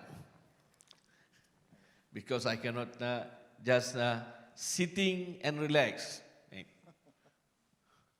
But it's not lucky for the audience, because the next slide is going down till the end of bottom of the screen. No problem. The rest of the panelists can just stay calm. Okay. At the left-hand side is the government role to assist the industry on the Malaysia ecosystem. And on the right-hand side is about the government agency, MITI, MED, MEA, MOF, and all that have their own tasks and responsibility, from production, services like the logistic, the Sharia compliance, financial, infrastructure, including halal park, traceability, lab, till the human resource, how we develop the human resource to support the industry. Through the Halal Professional Board, we have Malaysia International Halal Academy, Malaysia Halal Center of Excellence, to support the industry to fulfill all the requirements of halal certification. With the support from the FMM, SME Malaysia, CTFA, and so on. And on the marketing, even the industry and the consumers, looking for the application, how to verify that the product is halal before they can use the ingredient, for example. Together with our strategic partners, based on the GHDP Global Halal Pool between HDC and Serunai, we extend it to have the Verify Halal mobile apps, and inshallah soon we will have the Halal digital chain, which cover the halal blockchain, to have the traceability from farm to fork, inshallah. So this is numbers of initiative that we place it to assist the industry. And next, as mentioned, that we are going to have we already have the MS 2636 2019 on halal medical device at the bottom line on your right. And the others, MS 1500, also the latest revision, 2019 on halal food, the standard on 2634, 2019 on cosmetic, transportation, latest one, warehousing, retailing, also pharmaceutical and consumer goods. So that's the ecosystem that we have. Let the industry to play their role, how they can get it happen, inshallah. That's the numbers of issues of things that I want to share with you today. So back to the moderator. Thank you. Thank you, Dato'. So, what we are saying is that, I think the first thing is that the demand is big, it's huge out there. We are talking about present and future. The opportunities is huge. And at the same time also, Dato' share with us the completeness or the, I would not say complication, the uniqueness of Malaysia halal ecosystems to support the industry players. But in terms of marketing, there is a questions because when we look at our export value, last year we recorded about 40 billions. We received a lot of comments, when are we going to hit the targets of 50 billions? So there is some issues in terms of our marketing. So I think these questions I would like to ask Encik Amin from Madrid. He was one of the pioneers when we started MIHAS, and we'd like to hear from Encik Amin perspective in terms of marketing. Are we doing enough, or are there other ways that we can do to enhance our value propositions to the world? Encik Amin? Thank you. Assalamualaikum warahmatullahi wabarakatuh.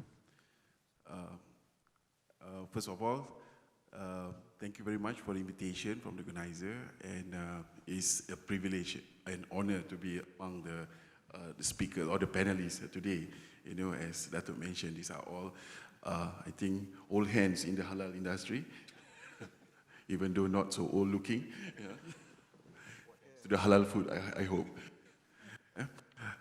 I just wish that perhaps, you know, we can deliberate on some of these issues and don't take this session to become too serious. Then you won't enjoy it as much as we are here going to discuss it today. So let's be a bit casual, and let's afterward, after all this, perhaps the interactions and the discussion, it'll be more lively and more casual, I hope. Okay, let's look at some, I didn't prepare any slides. Unfortunately, I have the slides, but I didn't bring the soft copy. I think this is not. Oh, this better one. Oh, this better one. Thank you. Okay, now I sound better. Okay, but if you need the slides, my office is just next door. You know, and perhaps, you know, we can email it to you, or I can pass it to the organizer later. Okay. Anyway, the halal industry, you know, according to the International Trade Center, you know, under the United Nations, is one of the growing strategic sectors in the global market. Yeah, I'm not talking about just Malaysia. I'm talking about the report by the International Trade Center, which is under the United Nations, which was published in 2015, saying that this is one of the strategic global sector which is expected to grow and to assist in the development of the world trade in the future. That's one of the premise. And then secondly, according to this report as well, you know, I like to start also with this. According to the report, the halal initiative, you know, especially the certification, you know, started in South Asia, and Malaysia is recognized as one of the pioneer in structuring the certification and opening up the market. You know, that is one of the reasons is because of this the multi-ethnicity of the country, right?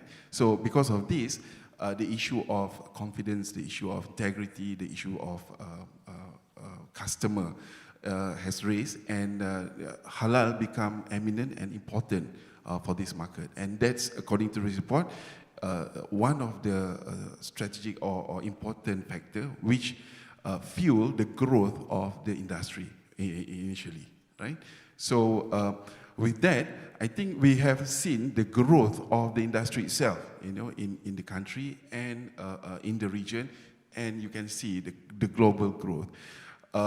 In Malaysia, if we can look at some of the numbers, like for example, if we look at the export performance of halal, you know, our moderator, Tuan Haji Sofian mentioned just now about the export of 40 billion, which is for 2018, right? 2018, and targeted to reach 50 billion by 2020, right? Under the HIMP, Halal Industry Master Plan. Version 1, V1, okay. So those are actually numbers that are unique. In other markets, there's no data, for example, collected on halal, but Malaysia, we do. Yeah? We do, and we track the growth of the halal industry itself, and we'll see the contribution of the halal industry towards the economy, right? in 2012, when we started collecting this data, the number is around 32 billion ringgit. And it has grown over the years and reached around 43 in 2017 and 2018, 40 billion, a slight decrease. This is, I think, is a normal cyclical of the industry itself. Sometimes, you know, the behavior or the strategies employed by the companies or the commercial side, you know, also influence these numbers. You know, the importance of the halal industry, it has a multifaceted, like for example, in terms of investment, in terms of trade, in terms of social, in terms of creating employment. Those are among the sphere of the halal contribution to the economy, right? Especially for Malaysia. But today, what we see is the growth of the halal and the acceptance of halal products across the board. We can see in terms of market, you know, when we talk about strategy, especially in export, we look at both in terms of markets, yeah, and also in terms of products. In terms of market, we have seen the growth of the market. Datuk Siraj mentioned correctly just now, the growth even, we can see the growth even in the non-majority Muslim, that's politically correct term, even though it's a mouthful, the non-majority Muslim country, the market is growing. We can see that even in countries like, for example, China, in Japan, the growth of the market is pretty eminent. So, in terms of market, this growth is looking at or is a sign of a positive sign for the industry itself, as mentioned earlier. Secondly, we look at the product strategies. In terms of product, the diversity of product, the diversity of product itself is also another signal of the growth of the industry. We are looking now at, initially we are looking at food products. Now we are looking more the growth in the non-food sector. And we look at the the services sector, the halal services, or the correct term would be Sharia compliance services, right? So those are actually proof that the market is growing, yeah. Even though we see that these are actually reacted or as a reaction of the market itself. Another area which I think is another proof that the growth or the importance of this market is the participation of the global players in the halal industry, right? The participation of the global players, the MNCs in the halal industry. And you see this is also growing. This is also growing. This is another proof that to say that. Or showing that the attractiveness of halal industry, in other words, have attracted the global player to come into this market, to come into this segment. Now, what that means to us, you know, as a country and as SMEs or as a player in halal, meaning to say, one, the potential of the industry. Secondly, it poses a threat, perhaps, you know, in terms of the market space itself, right? But that indication or that number of international players or the global players or the MNCs itself should be a testament for the companies, you know, to look at this seriously, and perhaps, you know, this will also profile halal better in the international market. In terms of acceptance, in terms of the distribution or reach in that aspect. Secondly, there's also a trend in ethical buying. Yeah, this is a term coined by scholars called ethical buying. The ethical buying means they are looking at, when they purchase product, they want to feel good about it, about the purchase, reinforce the purchase decision. Those are the trend, and those are actually in line with the halal movement or the halal industry expansion, right? Which is in line, in other words, with the trend in the market. So and if we are riding on these trends now, if we are riding on this trend and looking at the products, what we are going to produce and to market, and looking at the market strategy itself, and I can't be dictating what is the correct strategy. You have to look at it. I'm giving you some generic or broad perspective of it, and perhaps you can relate it to your own company and your own strength, and perhaps capitalize on this, right? So if you look at it from this, we are riding on this trend, and perhaps can further expand the market internationally. And all this is happening, among the reason is, like the increase in the growth in the consumer spending of the Muslim, the increase in their, for example, disposable income, and Datuk mentioned just now, that's another reason, because some of the slides here shown by Datuk. So in other words, we are sharing lah, kan? Tak payahlah kira apa ni lah, fardu kifayah Datuk So those are actually, like what we mentioned.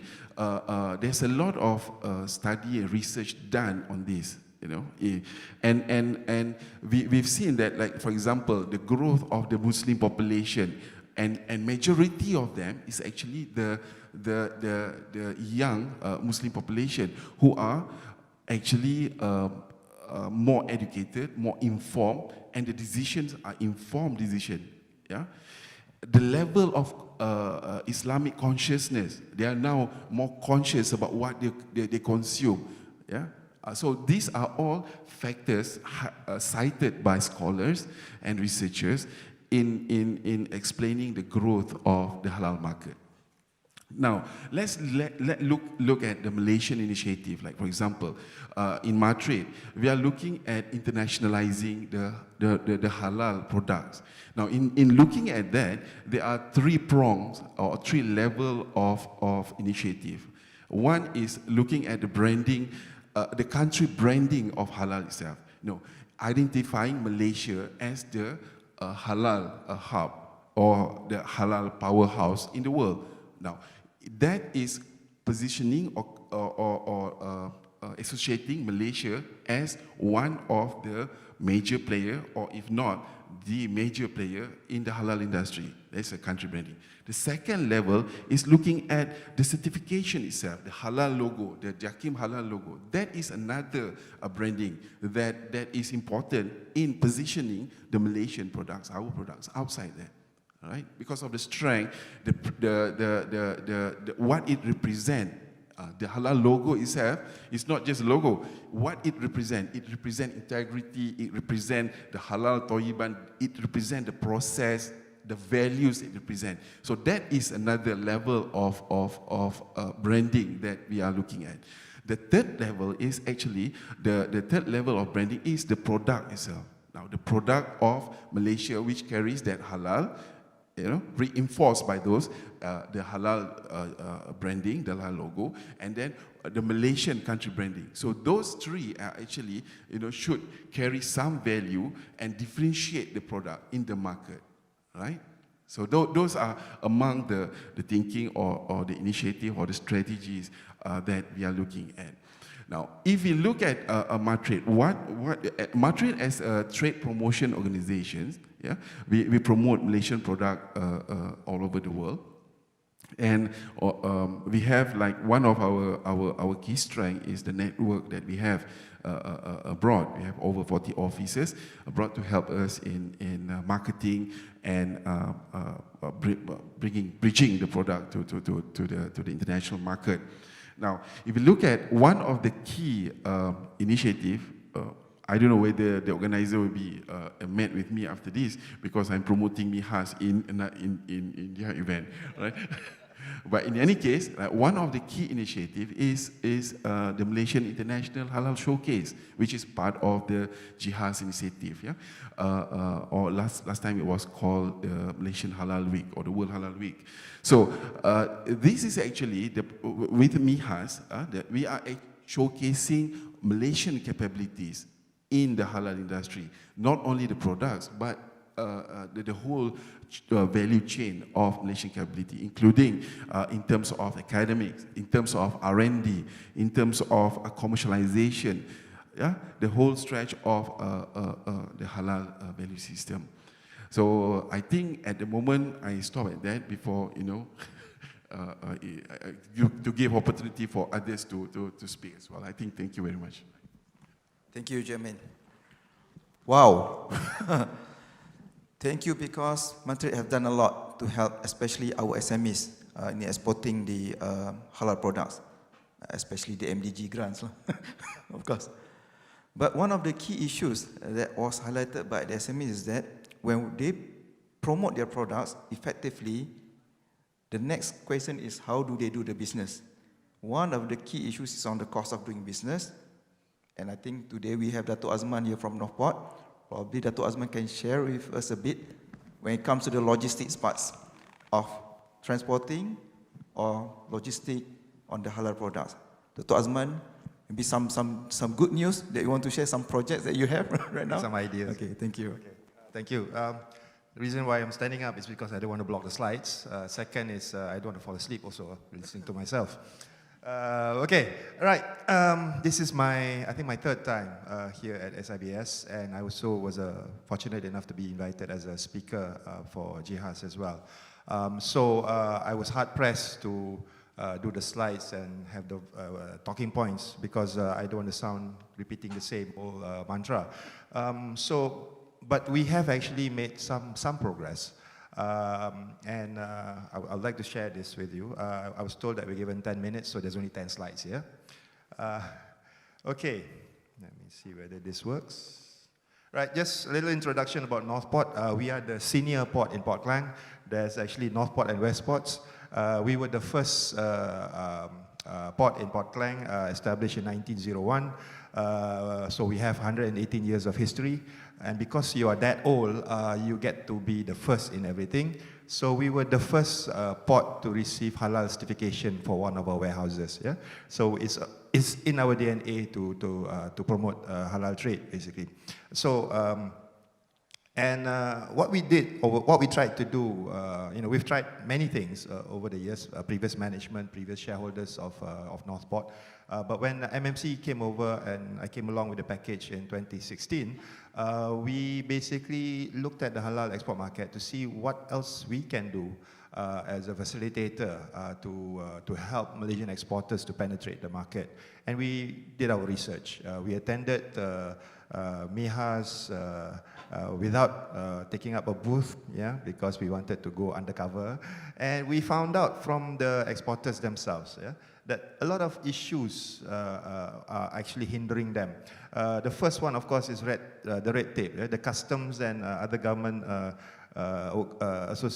agencies, the clearance at the destination ports. Yeah? There were horror stories that their products were stuck in a warehouse for 9 months, something like that.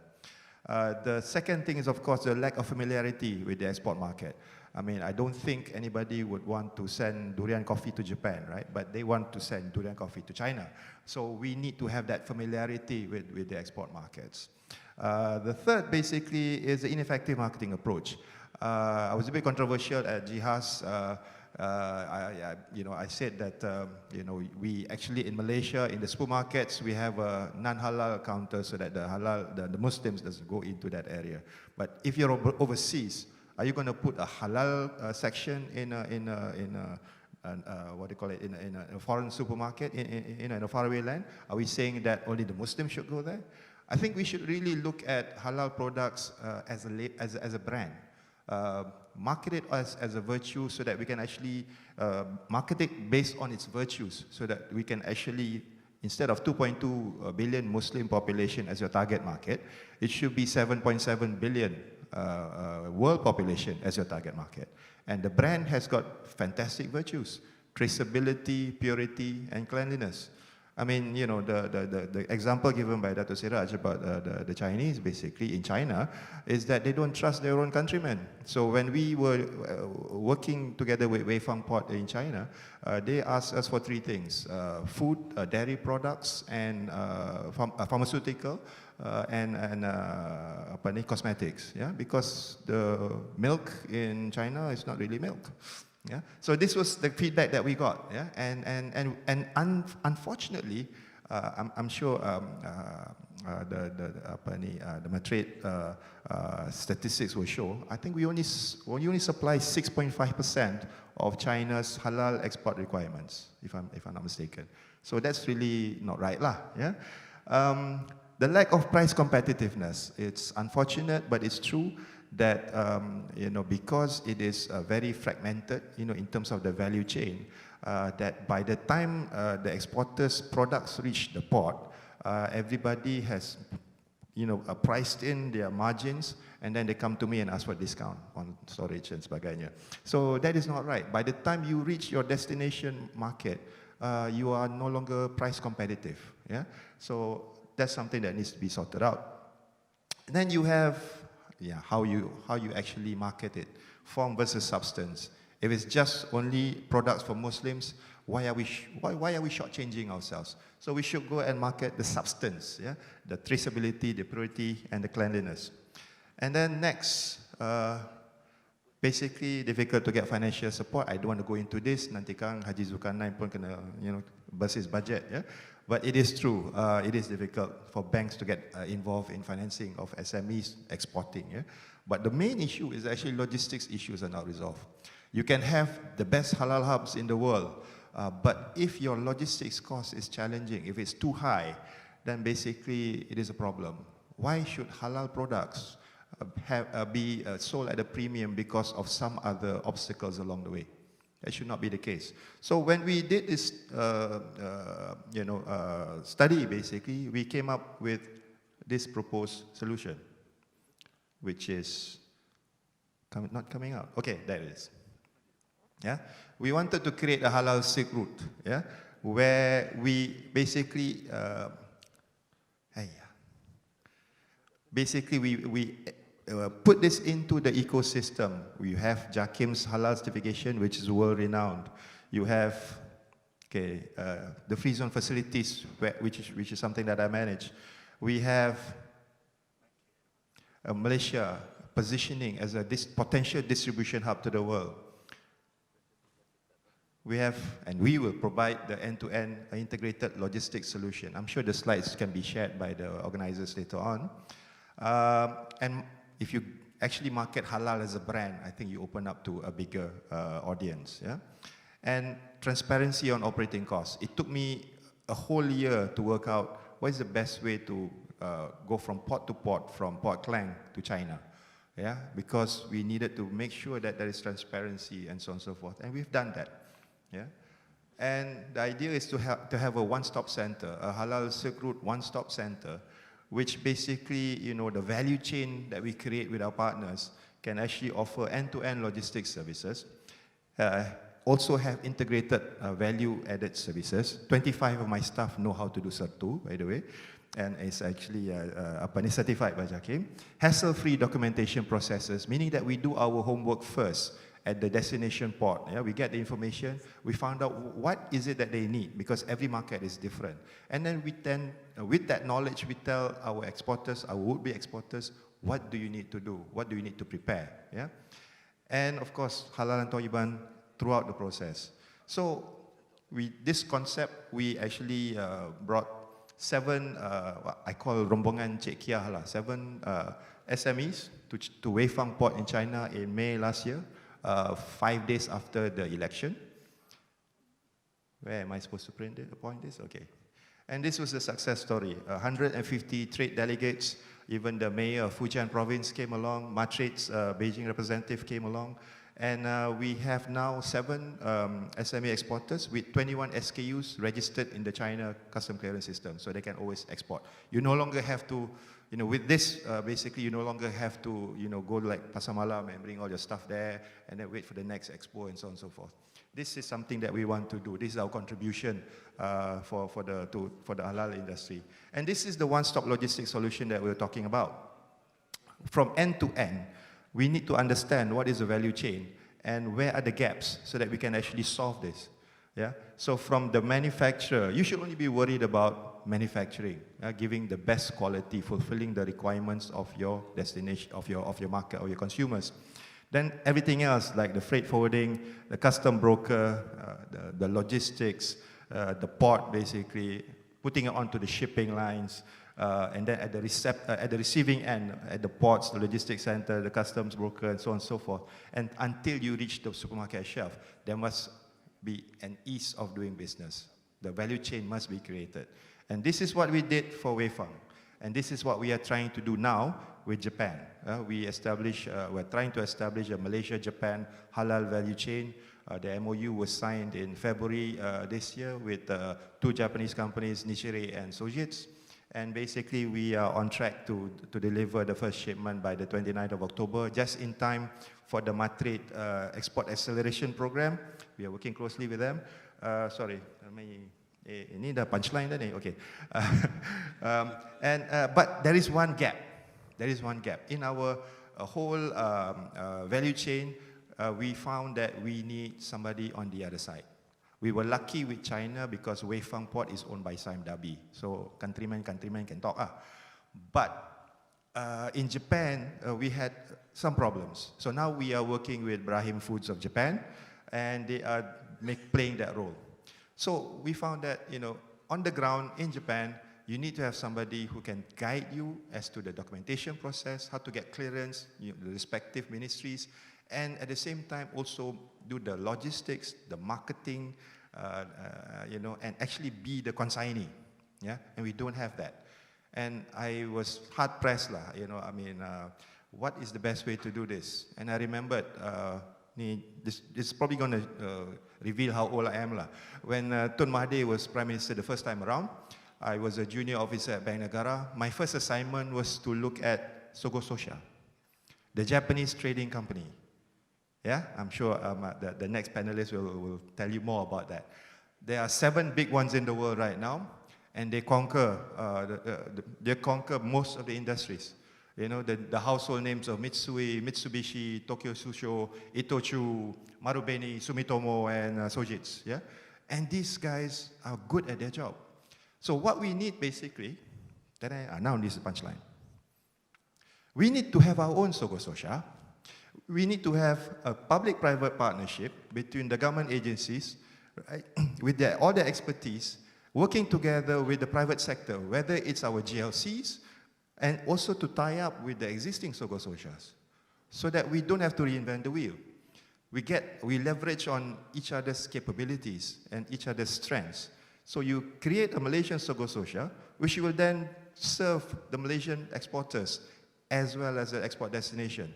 For the Malaysian products, basically, the Malaysian Sogo Sosha can actually provide research and marketing advisory. If your sebut kari wakari masin terlebih, then you basically adjust. Yeah? If it's too sweet, you adjust. Yeah? If it's not going to go, it's not going to work, the Sogo Sosha will tell you, hey, it's not going to work. Try China, or something like that. The key issue here is to purchase the Malaysian products in bulk. You must be able to buy it in bulk and actually, and then at least more work for me at the ports, so that you can actually bring it and have economies of scale and hit the market, so that you can have those numbers that you talked about just now, the 20,000 nasi lemak and so on and so forth, right? Because it all makes sense. We're all in a business here. Volumes drives the business. Yeah. They can also provide the logistics and transport solution and the warehouse storage. Yeah.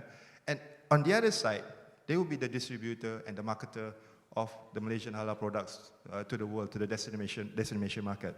They can establish the international retail network and partnerships, and they can manage all these export market requirements, customs and documentation and so on and so forth. I was told you have to verify this, but the Sogo Sosha, the traders basically, are about as skillful as the private equity funds, you know, the stockbrokers and so on and so forth, and they are paid very highly. So this is something that, you know, the previous and now current Prime Minister was talking about, a trading house that can fulfill this role, yeah, so that I can have a lot less stress, you know, trying to help the government to promote exports of halal products. So this is something I'm going to leave the audience with, and hopefully at least one of the hopefully the moderator will pick up this issue and look at it, because I think I see a lot of logos which are related to the Ministry of Economic Affairs. Okay, so this is what is required. We need to have somebody big on the other side helping us so that we can actually make the value chain work. Yeah, and of course I showed this at Jihaz the last time. We also have an agreement with Verify Halal, and people are also moving into the blockchain scenario and so on and so forth. So eventually, once you have all this value chain in place, halal trade is going to be as smooth as silk, and it's going to reach a wider audience by 2030, shared prosperity punya deadline. And eventually, your halal Silk route can be established, and it'll be what do you call it, you know, take on a life of its own. And we can then amend that 2.2 billion Muslim population to become the 7.7 billion world population as your eventual market. With that, I leave you with that image. Thank you very much. Thank you, Dato'. Halal Silk Road, North in Selangor. So Selangor Halal International, this is also a good program for all of us to work with. Dato' Azman said that we need someone from the other side. We have Mr. Yokoyama just at the left corner of our sitting row. Hope to be, yes. So Yokoyama-san, you have some updates on what is happening in Japan, right? So you're going to share with us today and verify what Dato' Azman mentioned just now. Is something workable or something that we need to work even harder? Yeah? Okay, Yokoyama-san, to you. Assalamualaikum. At first, thank you very much for giving me such an excellent opportunity to introduce myself and to share my insight with you today. Sorry. Could you show my slides? Okay. Today, I'll talk about strategies of Japan's halal industry 2.1. Use East next to look East. Why use East? Because we've been looking at East since late 1980s. It's already 30 years ago. It might be enough already, right? So why don't we use East? This is what I'm going to talk about today. Japan and Malaysia signed Memorandum of Cooperation on Halal Cooperation.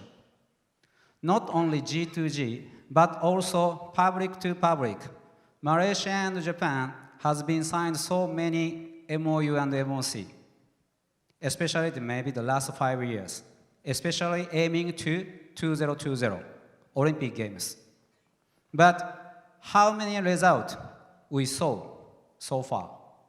Just now, Dato' introduced 2000's Nashirema. Nashirema is, yes, it's becoming more popular in Japan. But is it enough? I don't think so. You, Malaysian SMEs, wants to export more product to Japan, right?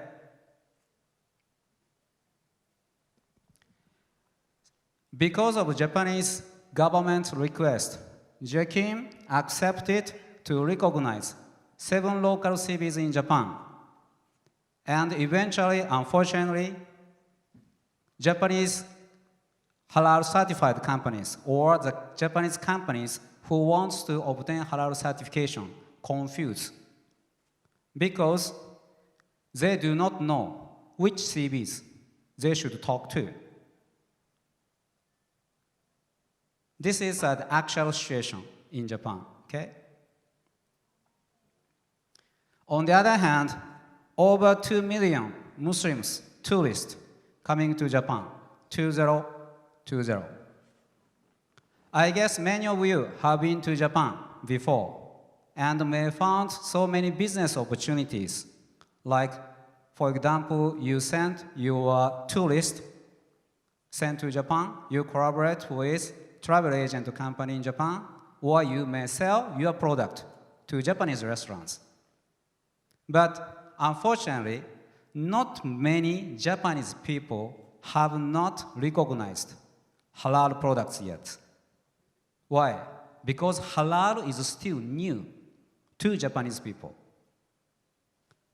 According to some research, 30% of Japanese people have heard halal before.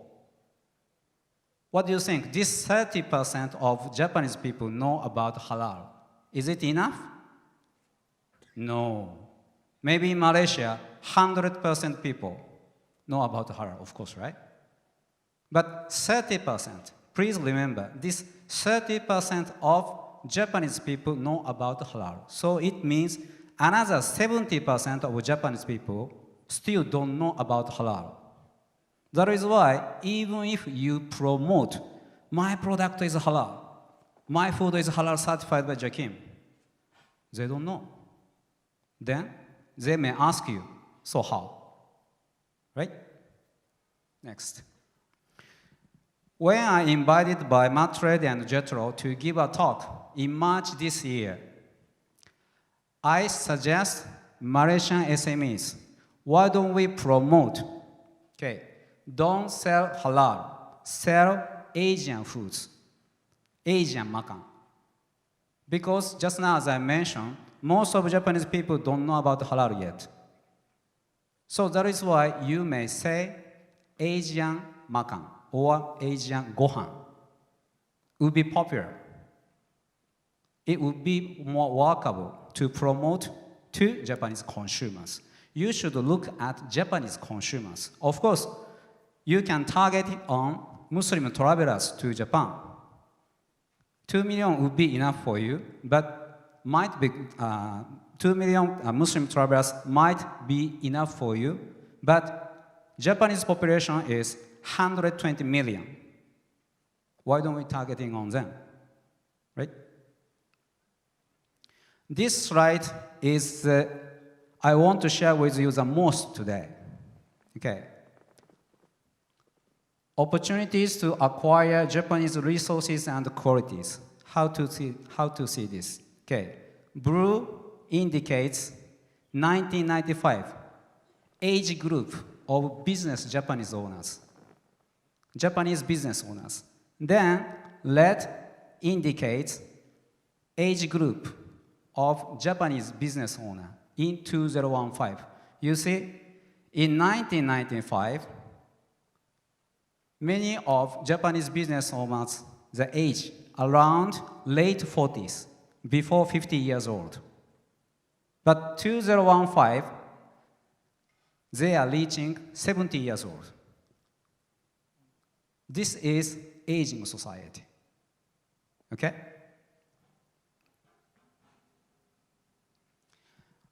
I was quite surprised to know this news. Okay. This gentleman ran a manufacture of medical needle. The company was a top niche market share in the world, but he closed down his business a couple years ago. Why? Because he couldn't find successors. Because less children, less workers, aging society, he have a problem. Okay. So now, why I recommend you to use Japan. For example, this is 20 most expensive ingredients in the world. 5 ingredients from Japan. Why don't you use their fine foods or ingredients to sell or to deal with Japanese people? This is number one. halal certified beef, Wagyu, is not enough in Japan. Why don't you convert their beef to halal certified to sell other countries on behalf of them? Because they still don't know about halal so much. Okay? Maybe we can ask TFK, Singapore catering company. They are quite successful in Japan since 9 years ago. They acquire Japanese company to convert to halal. Now their business is doing well. We use Japan. We use East.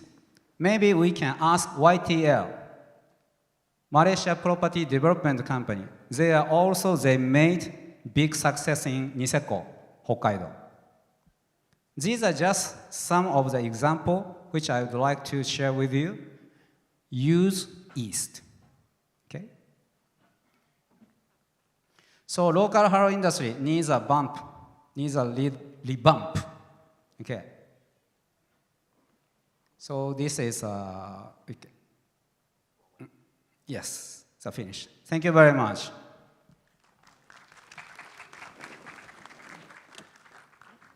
Thank you, Yoko-san. Very interesting perspective. So today we have heard, right, from Datuk Siraj talking about the demand out there is huge. New products are coming out. What Malaysia Halal system has been established and are willing to work with. Marketing from Madrid and also logistic services. And finally, the concept that Yoko-san shared just now, use is rather than just look. So many people, they like to look, but they never do anything. Okay.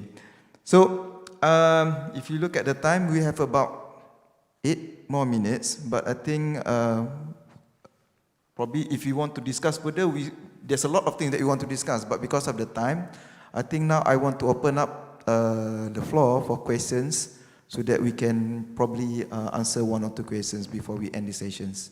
Okay? Yes, please, sir. Please state your name clearly and ask the questions to whom do you direct it to. Hi, my name is Mahyar. I'm from Final Target Consultancy. We are the official representative of the Jebel Ali Free Zone from Dubai in Southeast Asia in Malaysia. I would like to ask about the JAKIM process and to getting the halal certified for the international companies and the most company from the Middle East area. Because like we have some experience with the JAKIM, we would like to know, because we truly understand the JAKIM Malaysia is one of the well-known halal certificate in the world, but for some of the international company, to getting this certificate takes a long time. And we would like to know why is that this process takes too much time. Thank you. Okay. So we will answer that question first, then, okay, Datuk. Okay, thank you for the gentleman who asked the question. And that's the most good question that we receive. Normally, they're asking about the halal certification. Not only domestic but internationally. Till date, what we have in place is the International Halal Manufacturing Certification, where international company, manufacturer or factory, they need to JV with local Malaysian company, and the application will be done by local company on all products. In the certification belongs to Malaysian company, and the product from your factory, for example, can use Malaysian Halal mark to market your product. For the question why it take longer time, I think you need to deal direct to us. No need to use any consultant or any agent. Ask the question directly and appoint the correct company that can assist you in Malaysia, then move forward. Normally it will take as long as maybe 3 months. Include to fulfill all the requirement of the documentation and so on. If you can fulfill all the requirement faster, the application is going to be faster, inshallah. Okay, thank you. Okay, thank you, sir. Any other questions? Yes, sir, please.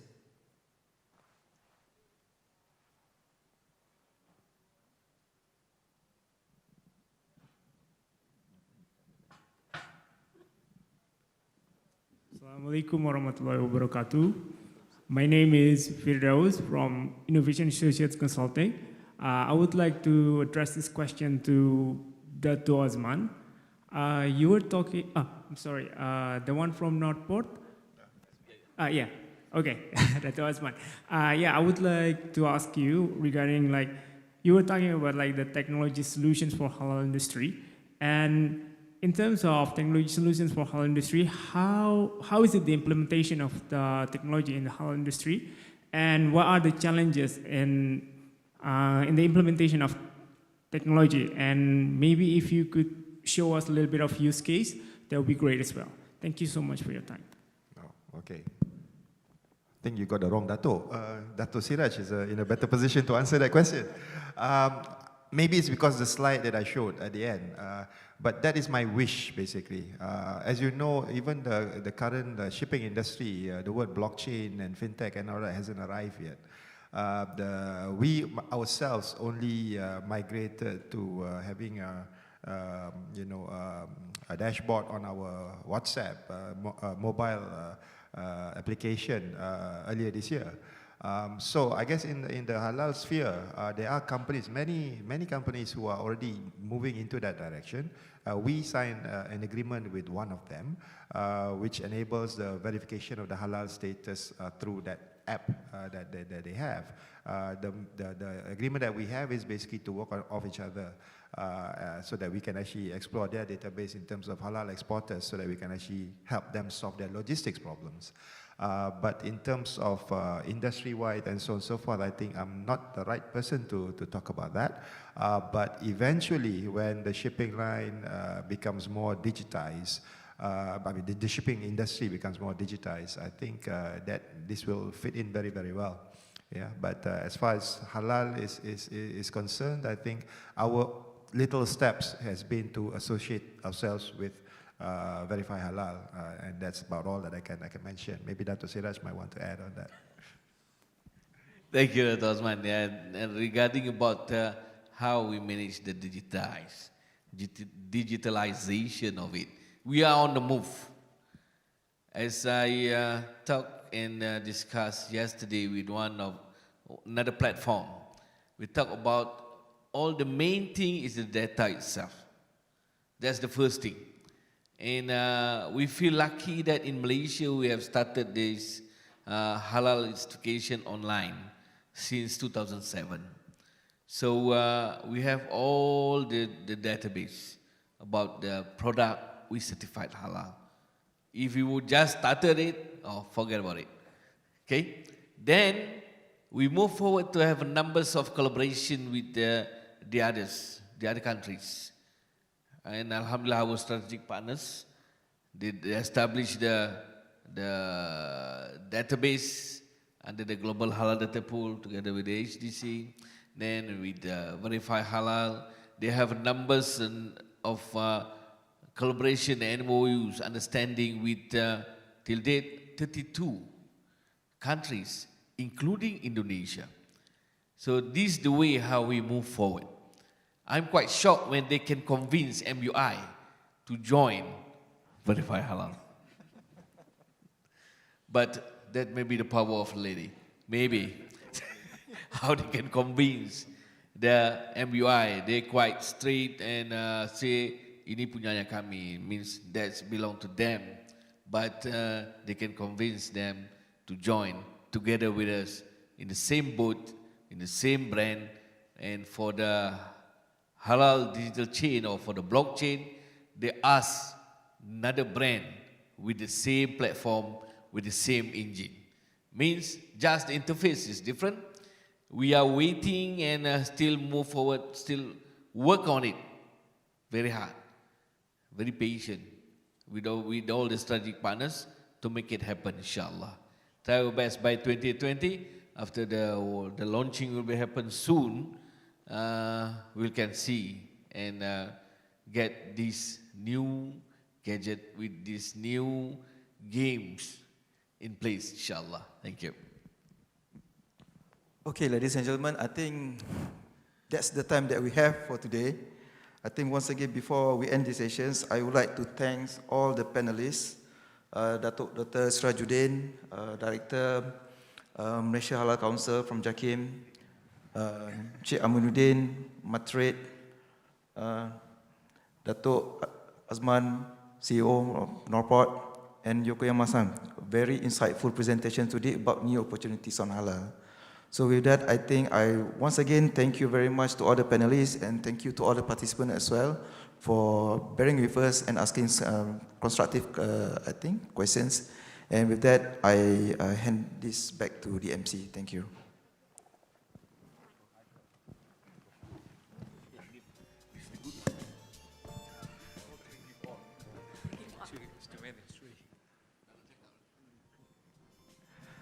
All right, thank you, Mr. Hani Sofian bin Alias and all our panelists for the fruitful discussion. As an appreciation for all the support and contribution, once again, I would like to call Mr. Zulkarnain Shah Zainal Abidin upon the stage to deliver our token of appreciation to all our panelists and moderator. First up, may I invite Dr. Sirajuddin Suhaimi, Director Malaysia Halal Council Secretariat, JAKIM.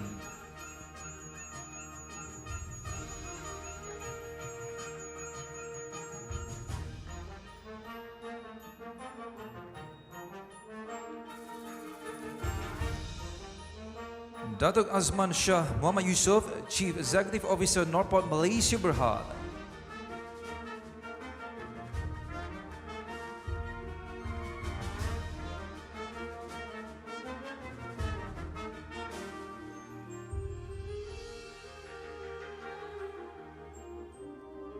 Next, Mr. Muhammad Aminuddin Shamtajuddin, Director of Europe and America Section, Matrade.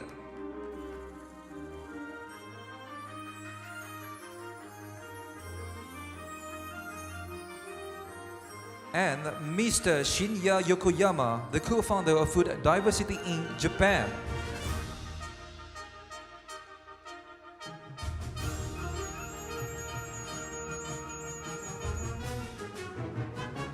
Last but not least, not forgotten, to Mr. Hani Sofian bin Alias, the Vice President, Industry Development Division, Halal Industry Development Corporation, HDC.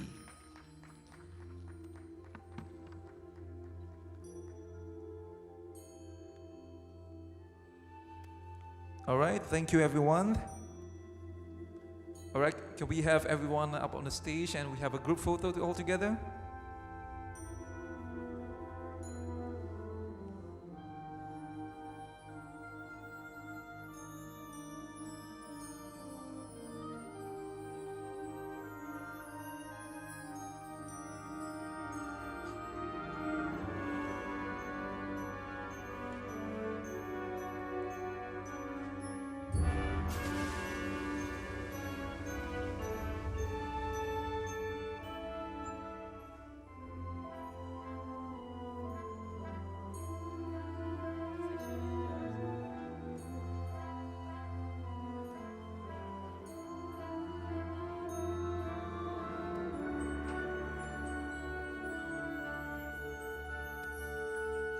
All right, thank you to all our panelists and moderator.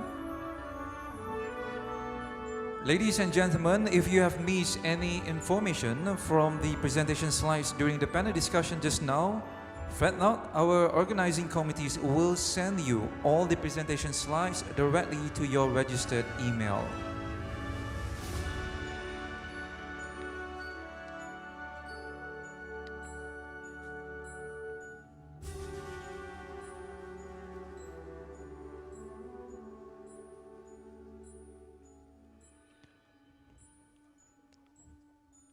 Distinguished guests, coming up next, we would like to invite Mr. Omar bin Ahad, the Manager Halal International Selangor, to present briefly on Aspire Rating, the first online halal certification readiness assessment, up on the stage.